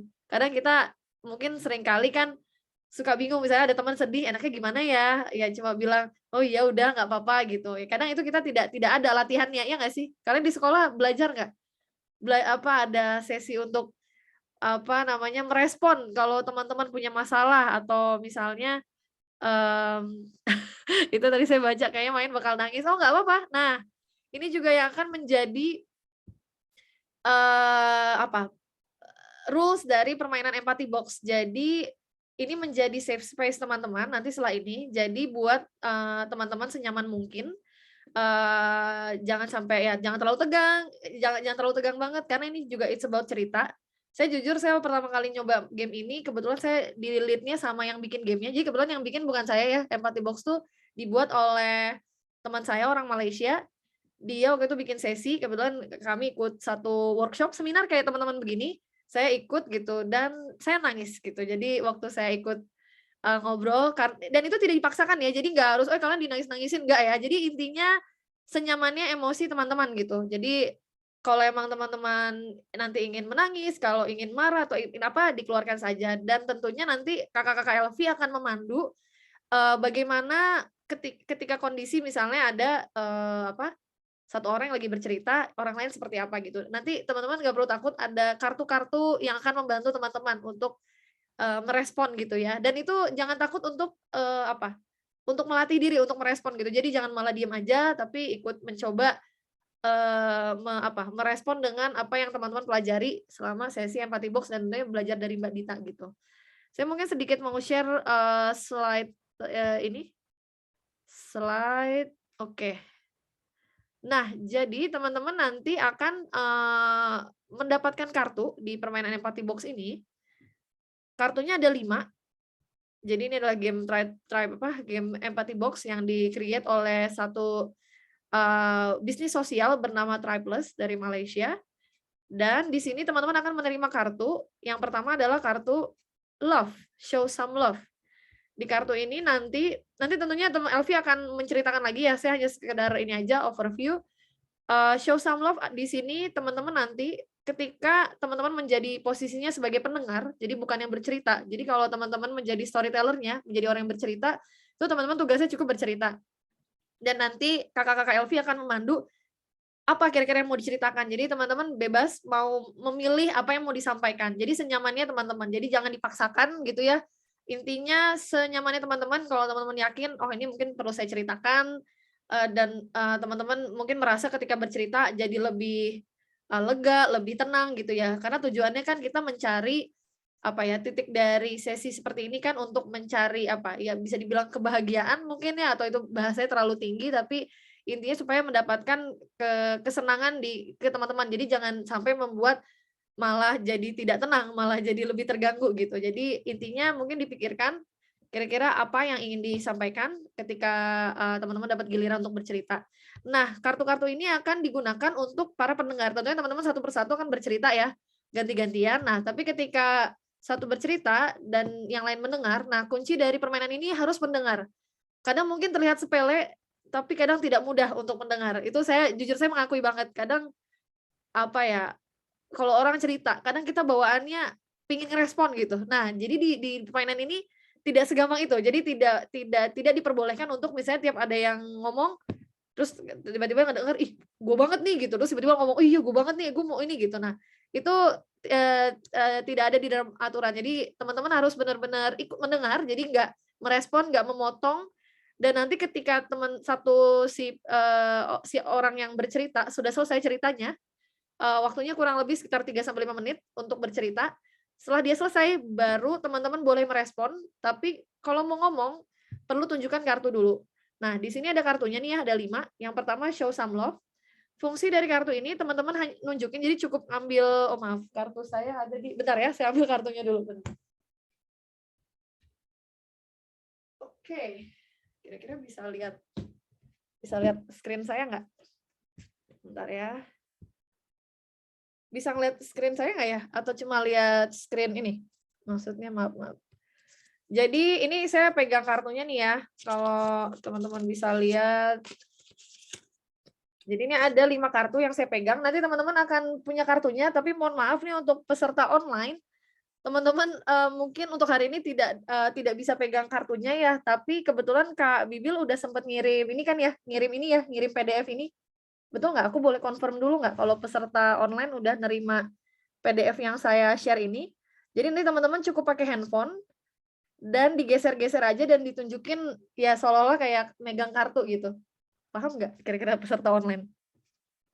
Paham nggak? Oke, berarti udah nerima ya PDF-nya? Sip, berarti nanti teman-teman misalnya gini, saya kasih contoh ya. Setelah si pendengar selesai bercerita, kartu love ini, misalnya saya pengen menunjukkan kartu love ini. Nah, fungsi dari kartu love ini, teman-teman kartu ini tidak bisa dipakai untuk merespon, tidak bisa dipakai untuk ngomong. Jadi kartu ini hanya dipakai untuk menunjukkan kalau saya berempati, saya support, tapi intinya hanya nunjukin aja. Intinya intinya nggak ada intinya omongan yang kayak ini kartu love, BTW kamu gini-gini nggak? Nah, itu nggak boleh kalau kartu ini ya. Jadi kartu ini hanya sekedar nunjukin kalau kita support si orang itu. Jadi apapun itu. Jadi ini menunjukkan kartu ini kalau kita appreciate apa yang dia ceritakan, kita mungkin berterima kasih ke si pencerita karena dia udah cerita gitu. Dan juga tentunya berempati gitu. Ini hanya nunjukin kalau kita support ya dalam bentuk cinta gitu. Yang berikutnya adalah help me to understand. Nah, ini juga salah satu kartu yang mungkin akan bagus untuk teman-teman latih ya, kartu help me to understand.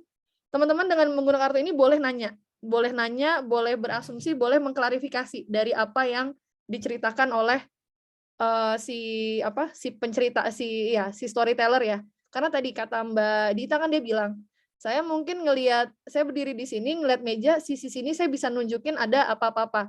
Tapi kalau saya minta Monica untuk ngelihat di posisi yang saya lihat, tentu nggak gampang dong. Nah, jadi di sini teman-teman tentunya kan tidak bisa memahami masalah semua orang kan. Jadi mungkin karena kita mungkin tidak mengalaminya atau kita mungkin ya tidak tahu juga gitu. Nah, kartu ini bisa dipakai untuk bertanya, tapi bertanya sesuai dengan masalah masalah si orang yang bercerita gitu. Misalnya cerita, kamu cerita kemarin waktu kecil kamu pernah diginiin. Nah, itu bisa nggak diceritakan lagi nggak seperti apa. Jadi untuk menggali lebih lanjut gitu ya. Jadi bukan untuk misalnya memasukkan saran. Nah, jadi permainan ini tuh kita tidak disarankan untuk memasukkan saran. Jadi misalnya ini deh, bentar deh, kayak gue ini deh nyaranin kalau misalnya lu harus begini-begini. Nah, jadi itu kita kan tadi ya, empati sama simpati kan beda ya. Simpati itu kita mungkin ikut menambah mendengar masalah orang terus kita nambahin lagi, iya masalah gue juga gini gitu kan. Tapi kalau empati itu kita benar-benar mencoba memposisikan di si orang yang bercerita. Jadi benar-benar buang jauh-jauh dari apa yang kita alamin, apa yang kita punya gitu ya. Jadi kita fokus pada si orang yang bercerita gitu ya. Jadi nggak perlu takut ya. Jadi silakan berlatih gitu karena emang nggak mudah. Kartu ini help me to understand ya untuk bertanya ke si pencerita, storyteller. Berikutnya adalah share an observation. Ini share an observation. Ini gimana ya untuk menjelaskannya. Jadi share observation itu bisa menjelaskan kayak membuat statement gitu. Jadi kalau misalnya yang saya pahami, jadi boleh juga gini. Yang saya pahami dari apa yang kamu bilang ini begini-begini. Saya perhatikan ini begini-begini. Nah, ini bisa membahas tentang aksi yang diceritakan sama si pencerita atau tadi behavior yang dikeluarkan, yang ditunjukkan atau juga kalau karakter saya sebenarnya agak jarang pakai ya. Saya biasanya action and behavior aja gitu. Jadi ini semacam hasil dari teman-teman nangkep observasi dari ceritanya orang itu, nah disampaikan gitu loh. Dan si pencerita boleh misalnya mengklarifikasi, oh ya itu benar begitu, oh enggak gitu. Jadi kartu ini bertujuan supaya si orang yang mendengar itu menangkap apa yang emang disampaikan oleh si pencerita gitu. Jadi observation ya. Jadi menyimpulkan gitu. Terus selanjutnya adalah perspektif. Nah, ini yang sebenarnya tricky. Saya sebenarnya kadang agak-agak susah gampang ya kartu ini. Jadi perspektif itu kita membuat kesimpulan sebenarnya. Jadi secara tidak langsung tuh kita memberikan perspektif dari pemahaman teman-teman gitu. Jadi kira-kira nangkep nggak sih? Mungkin teman-teman Elvi mungkin bisa menjelaskan lebih detail lagi, tapi perspektif ini membuat kesimpulan dan menyampaikan ke pencerita ya. Jadi misalnya, ini kalau dari perspektif saya, misalnya saya rasa begini, enggak saya rasa, bukan. Jadi gimana ya kata-katanya? Jadi intinya perspektif saya adalah apa yang kamu lakukan, bla bla bla bla, atau mungkin ini nggak harus sesuai dengan apa yang saya omongin ya. Jadi sebenarnya kalimatnya bebas banget, tapi ini kayak semacam memberikan kesimpulan atau sudut pandang. Nah, sudut pandang ya, perspektif sudut pandang ya. Jadi sudut pandang saya terhadap permasalahan ini, jadi bisa juga membahas tentang sebab akibatnya. Misalnya kenapa misalnya si pencerita memutuskan untuk misalnya meninggalkan pekerjaan misalnya, saya nggak tahu gitu.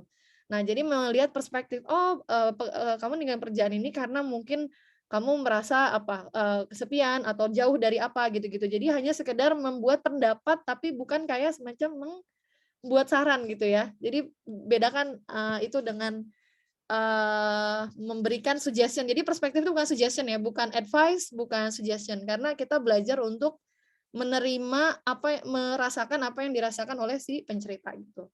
Oke, ini ya perspektif. Dan yang terakhir adalah go wild. Jadi go wild ini bebas banget kalian mau pakai kartu ini untuk apa. Jadi kalian mau misalnya mau go wild ini, jadi kalau mau kalian tunjukkan ini, jadi bisa sekedar kayak gue boleh ya misalnya kalian mau meluk temennya gitu, boleh gak gue peluk lu gitu, jadi ya tunjukin ini terus mau meluk gitu ya, terus atau ya sekedar mau megang pundak buat ngepuk-puk gitu misalnya, atau misalnya juga kartu ini bisa dipakai juga bentar mau pergi ke toilet juga boleh sebenarnya. Jadi kartu ini tuh wild alias liar, jadi boleh dipakai apapun itu. Jadi yang mana kartu gold ini yang nggak bisa jadi kartu 4 ini kan terbatas ya penggunaannya. Nah, kartu ini boleh teman-teman gunakan untuk apapun itu. Jadi bisa bisa bebas sih. Jadi nggak ada intinya tadi ya, mau dipakai buat ke toilet, bentar atau enggak gue mau nggak gue ambilin lu snack kayak gitu boleh juga gitu. Jadi intinya tujuannya juga membuat si penceritanya senang gitu. Jadi intinya ketika teman-teman jadi pendengar, teman-teman harus tahu rules-nya adalah semua hal itu tentang si pencerita ya, jadi si storytellernya gitu. Jadi yang perlu kita ini kan, jadi jadikan dia sebagai senternya gitu loh. Jadi benar-benar kita berlatih banget untuk membuang jauh posisi diri kita sendiri sebagai gua nih yang menderita gitu loh. Tapi tentunya teman-teman kan dapat kesempatan kan, teman-teman dapat giliran untuk menjadi orang yang bercerita gitu. Jadi gunakan ketika teman-teman jadi storyteller, gunakan untuk mengeluarkan segalanya untuk bercerita gitu. Tapi ketika menjadi pendengar tentunya fokuskan pada si orang yang bercerita. Ada pertanyaan terkait ini sebelum kita mulai? Tentunya nanti kakak-kakak Elvi akan ikut menjelaskan juga ya, in case teman-teman masih bingung terkait kartu ini. Intinya saya ngasih introduction aja. Dan empathy box-nya, gamenya. Nah ini mungkin teman-teman bisa buka di PDF yang di ini ya. Ini dalam bahasa Inggrisnya. Kalau teman-teman ingin mencari kata-kata yang kira-kira yang tepat seperti apa, nah ini ada cheat sheet-nya ya. Jadi ada kartu ada lembaran bantuannya. Nah,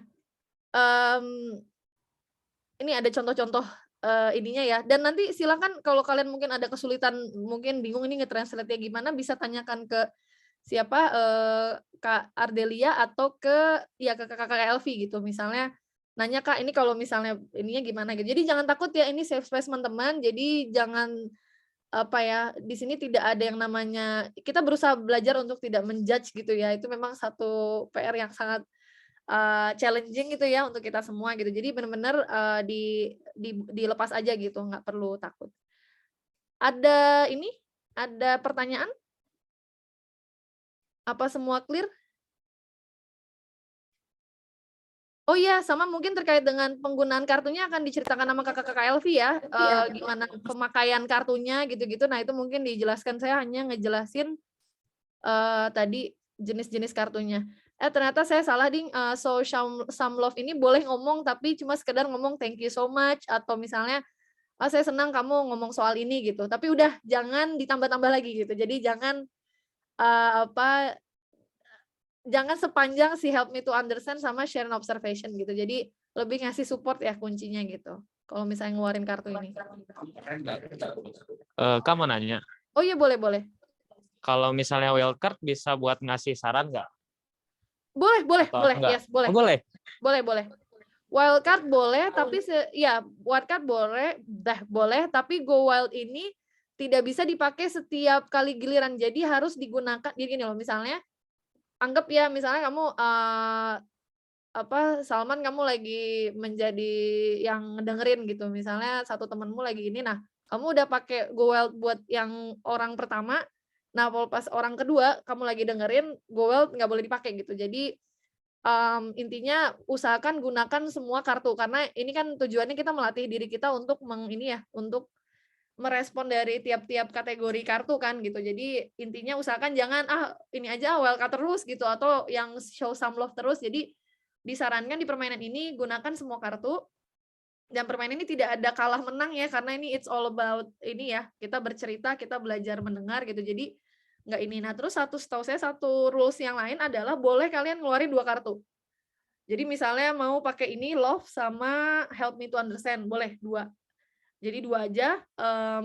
Terus kemudian kalau yang berikutnya ya terserah sih mau 2 atau mau 1 gitu, minimal 1 gitu.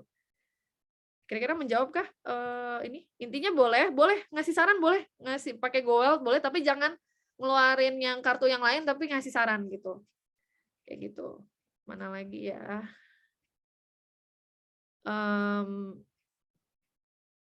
Ya kurang lebih seperti itu ya. Intinya it's all about you ya, bercerita. Jadi mungkin teman-teman bisa ya sebenarnya memikirkan apa yang kira-kira yang mau disampaikan, diceritakan, apa yang mungkin yang ganjel, yang pingin banget disampaikan gitu kan, atau mungkin ada rasa-rasa gundah, rasa apa yang pengen dikeluarkan, silakan please feel free to share gitu. Dan iya, ada lagi nggak? Atau kakak Elvi atau Bibil atau Ima atau siapapun yang mau menambahkan terkait empathy box? Nggak ada? Oke. Nanti untuk tema-temanya kayaknya Bill, tema yang ada kartu itemnya ada di gamenya ya? Ada di... Iya Kak, jadi ini mungkin gimana? Peragain dulu pakai di sini ada empathy box-nya yang asli, yang nggak virtual maksudnya. Supaya mungkin terbayang juga dari peserta online dan offline-nya. Terus nanti udah disediakan juga secara virtualnya untuk kartu-kartunya gitu. Jadi habis ini setelah dari Kak Dia menjelaskan, habis itu nanti akan dimainkan per grup gitu. Oke. Sip, mangga Kak Dia, silakan take over ya. Jadi mungkin itu sedikit introduction. Sama mungkin perlu disampaikan Kak terkait pembagian online offline-nya. Jadinya kita seperti apa, Ima? Iya, jadinya nanti teman-teman yang offline akan dipandu oleh Elvi masing-masing, dan untuk yang online nanti kita gabung semua dan nanti kita akan ada sesi sendiri di Zoom gitu. Alright. So please Dia, thank you. Ima, so I'll just give back to Dia to continue the session. Sebelumnya mungkin Kak Anissa mau ada disampaikan nggak Kak terkait yang untuk relaksasi dan supaya anyway ya terkait relaksasi jadinya bukan per grup ya, bukannya kita jadi mau per grup ya? Kayaknya sih boleh juga disampaikan dari Kak Anissa langsung supaya dari yang online bisa mendapatkan juga. Oke, jadi nggak perlu ini ya, padahal kemarin kan udah aku ini ya. Jadi sebenarnya gini loh, jadi aku harapkan untuk sesi permainan ini teman-teman mungkin ya bukannya tidak salah gitu. Kita kan selama ini kan seringkali ya lebih senang gitu kan, bercanda-bercanda gitu. Jadi tapi mungkin untuk sesi ini aku meminta kerja sama teman-teman semua untuk agak sedikit lebih serius dan relax tapi serius ya. Jadi intinya juga berusaha, ini kan kita bicara empati ya. Jadi jangan sampai ketika ada teman bercerita nih tiba-tiba ketawa sendiri, dan juga mungkin kalau boleh saya sarankan selama sesi meski ini tidak ada semacam paksaan, mungkin please turn off your phone. Enggak turn off ya, maksudnya taruh aja handphonenya nanti di tas. Sesinya hanya sejam, tenang aja, handphonenya nggak akan tiba-tiba hilang atau apa. Jadi teman-teman bisa gunakan setelah sesi selesai. Jadi itu juga salah satu bagian dari empathy exercise ya. Jadi kita untuk benar-benar fokus sama present, fokus sama apa yang terjadi saat ini, dan berusaha mendengar itu karena menjadi hal yang cukup challenging sebenarnya belajar untuk mendengar itu. Dan tentunya teman-teman harus relax. Jadi mungkin untuk sekarang nih sebelum Kak Dia menjelaskan, boleh teman-teman di posisi senyamannya, dilus badannya, dilemesin, sambil tarik nafas. Mungkin kita tarik nafas 3 kali ya, nafas yang sangat dalam. Aku aba-aba ya. Kita dalam hitungan 3, 1, 2, 3, tarik nafas. Lepas pelan-pelan. Can you take your breath, like breathe in, 3, 2, 1. And breathe out.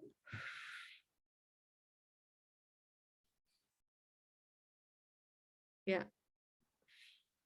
Silakan teman-teman tarik nafas sedalam-dalamnya. Kemudian lepas. Kalau perlu bisa tutup matanya mungkin. Sambil tutup matanya sebentar. Membayangkan teman-teman duduk di ruang eatery. Sambil terus tarik nafasnya, kemudian buang. Relax.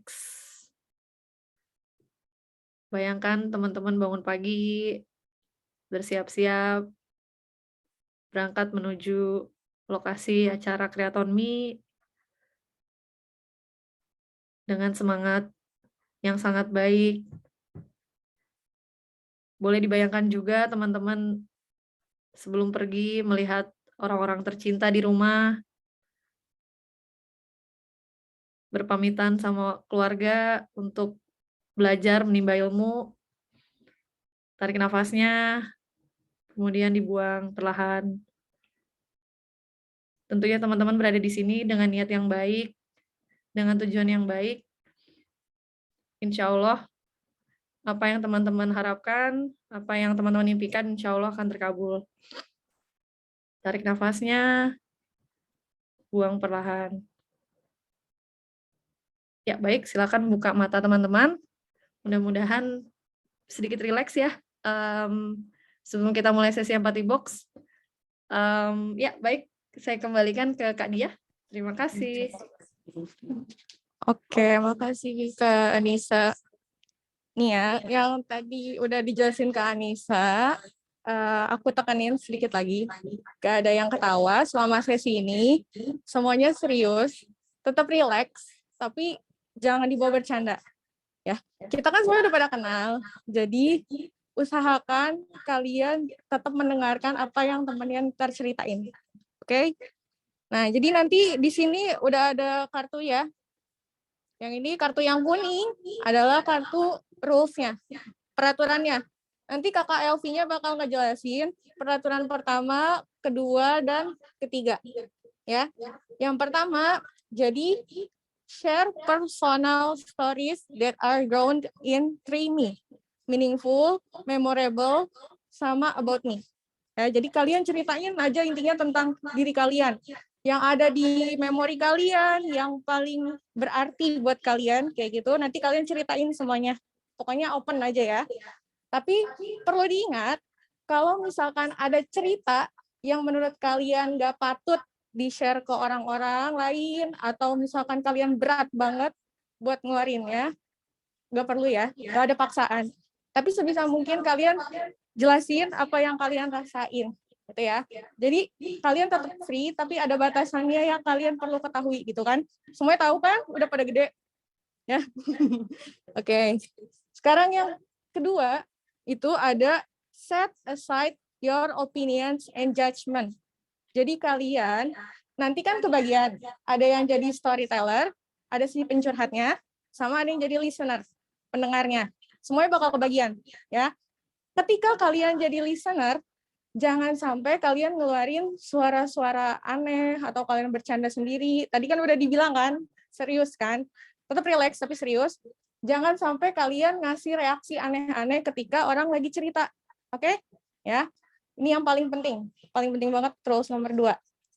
Terus, nah yang nomor 3, respon. Responnya using the respond cards. Kalian kan tadi udah dijelasin sama Kak Anissa, yang respon card-nya ini ada 5 kan? Nanti bakal dijelasin lagi sama kakak Elvi-nya. Pokoknya ada ini ya, nanti kalian bisa pakai salah satu dari ini. Terus yang buat Go Wild, ini mau ditekenin lagi, nggak bisa dipakai untuk kalian nggak peduli sama cerita orang ini, ya. Go wild itu terserah, kayak kata Kak Anissa, cuma tidak boleh responnya kalian nggak peduli sama cerita orang ini. sesuai judul ya, empathy box. Empathy box. Jadi kita belajar untuk berempati sama orang lain. Nah, setelah ini nanti Kakak Elvi-nya bakal mulai gamenya. Setelah ini kan nanti udah dibagiin. Kakak Elvi-nya buka yang pertama ini, opening question. What are your expectation for this conversation? Jadi kalian nanti bakal ditanya satu-satu tentang ekspektasi kalian, harapan kalian tentang game ini ya, percakapan ini gitu.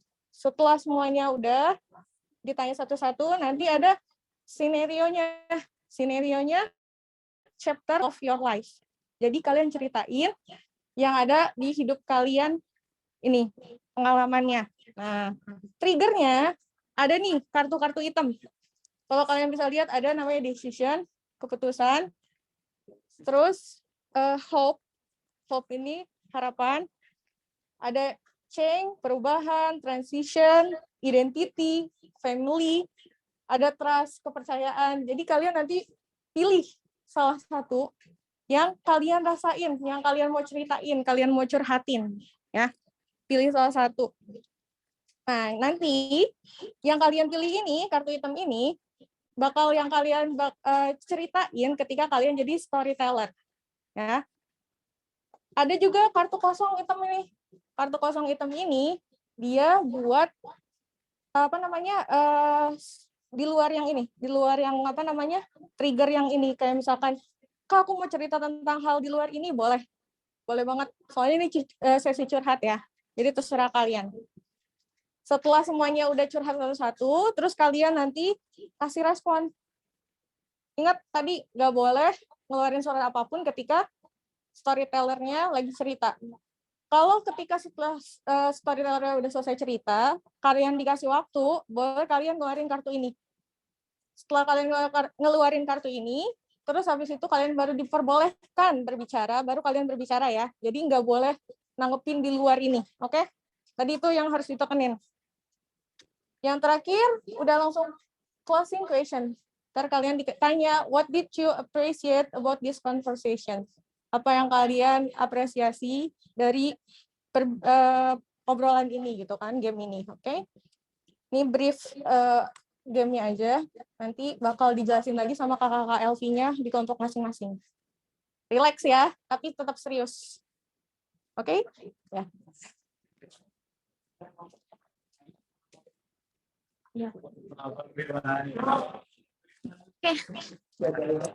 Oke, guys, tadi kita udah mendengar penjelasan singkat dari Kak Dia, dan ini sekarang kita akan memecah grup-grup. Untuk yang offline nanti mereka akan ke mejanya masing-masing, kemudian yang online nanti akan dipandu oleh aku, dan juga nanti ada EYA volunteers juga yang akan membantu, karena mereka sebelumnya sudah pernah, ada yang sudah pernah memainkan empathy box ini gitu. Jadi kita yang untuk online, kita akan mainnya via Zoom ya. Untuk participants yang online, mungkin bisa dicek di grup participants, itu ada aku share untuk response card-nya. Jadi nanti sistemnya, karena kan kalian belum menerima kartunya ya, jadi nanti kalian bisa fotonya itu, foto kartunya bisa kalian taruh di galeri, terus nanti misalkan waktunya untuk menunjukkan response card, kalian bisa tunjukin kartu mana yang kalian mau pilih untuk response card-nya dari HP kalian gitu. Kebayang nggak? Ya. Aku sambil screenshot dulu ya. Ayo, pada ke bawah.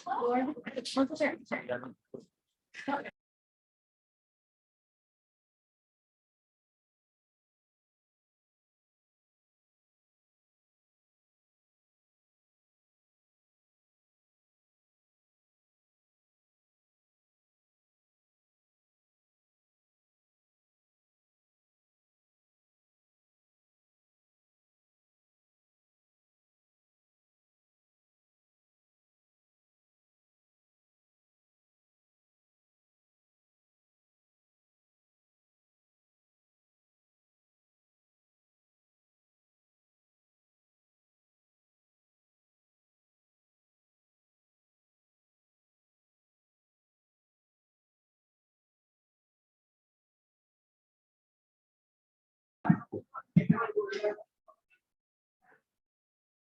hi everyone. Can you see me?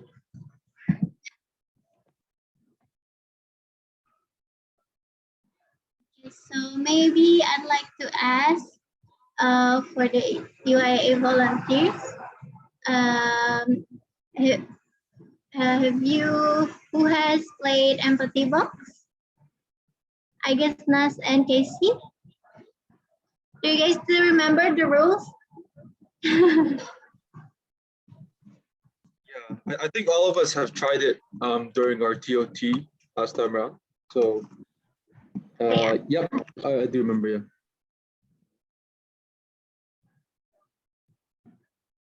Okay. So untuk partisipan online, apakah sudah ada di ya Kak?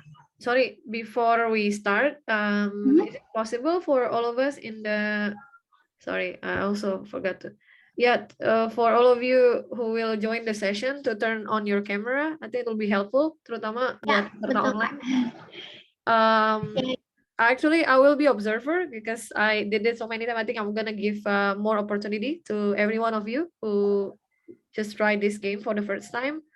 Okay, I think if I can just check, because Salman, it's in the offline, right? Salman, Casey, are you joining or? So Casey, it's off. Oh, sorry, Anisa, wait 1 second. So are you joining? So basically, so there will be, okay, there's Agnes. So Ima, you're gonna be the host, right? Or you wanna also involve in the sharing the story? I think. Boleh dari Kak Anissa kalau mau mulai Kak. No. Actually, I'll observe. So basically, after I give it to you, just checking. I'm just checking if, because we're gonna do 1 hour session, right? And okay, so kurang lebih ada berapa? Wait, 1, 2, 3, 4, 5, 6, 7, 8, 9. If I can expect, maybe 9 will be all telling a story. Or I assume Agnes, Nicola, Jipang, Sang Ayu, Sinta, Lala, Nas, Pawida, and Casey. I don't know, is it will be enough for 9 of us to everyone to tell a story, or maybe we can focus on the online participants, and maybe for Nas, Casey, and Pau, you can help in responding. So that would be good. Are you okay with it? Yep.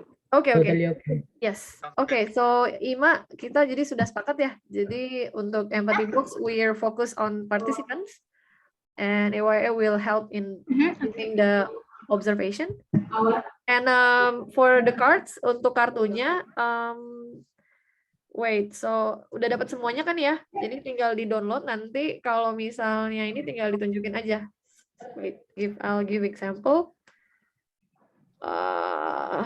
Mana ya? Wait. This one. Jadi screen share-nya kelihatan kan ya? Apa? Screen share-nya udah kelihatan belum? Okay, so this is how you do untuk mungkin Jipang, Nicola, Agnes sama ini. Sorry ini karena ke blok sama. Ketutup background Kak. It's background. Ya, kayak gini ya. Yes. So just show like this and then you can do your response. Is it okay? And maybe and Ima, you may start the session. Thank you. Okay. Enjoy. So everyone, maybe it's like we much mentioned that it's like a very serious game, but actually we just have to relax. Kita ini katanya tadi kan serius banget ya gamenya, tapi kita relax aja teman-teman di sini. Kita cuma saling bercerita aja dan saling berkenalan. Sebelumnya ini tadi kan Empathy Box sudah dijelaskan juga, dan mungkin tadi dijelaskan terkait kartu-kartunya, tapi belum kelihatan kan ya kartunya apa selain response card-nya. Dan di sini ada aku share kartu-kartunya. So this is actually the rules cards. Ini adalah kartu peraturan yang tadi ditunjukkan, mungkin lewat webcam tapi belum kelihatan. Nah di sini kalian bisa baca, dan ini emang aslinya bahasa Inggris ya teman-teman, kartunya ini. So this is actually in English, the card. So I will briefly explain in Indonesian for the participant. Jadi aku jelasin bahasa Indonesianya mungkin secara cepat ya. Jadi untuk share honestly tadi udah dijelasin juga. Kita yang penting ini 3 ini adalah peraturan yang harus kita pegang. Harus masing-masing pegang untuk menyampaikan pendapat dan mendengarkan pendapat dari dan mendengarkan cerita dari teman-teman yang lain.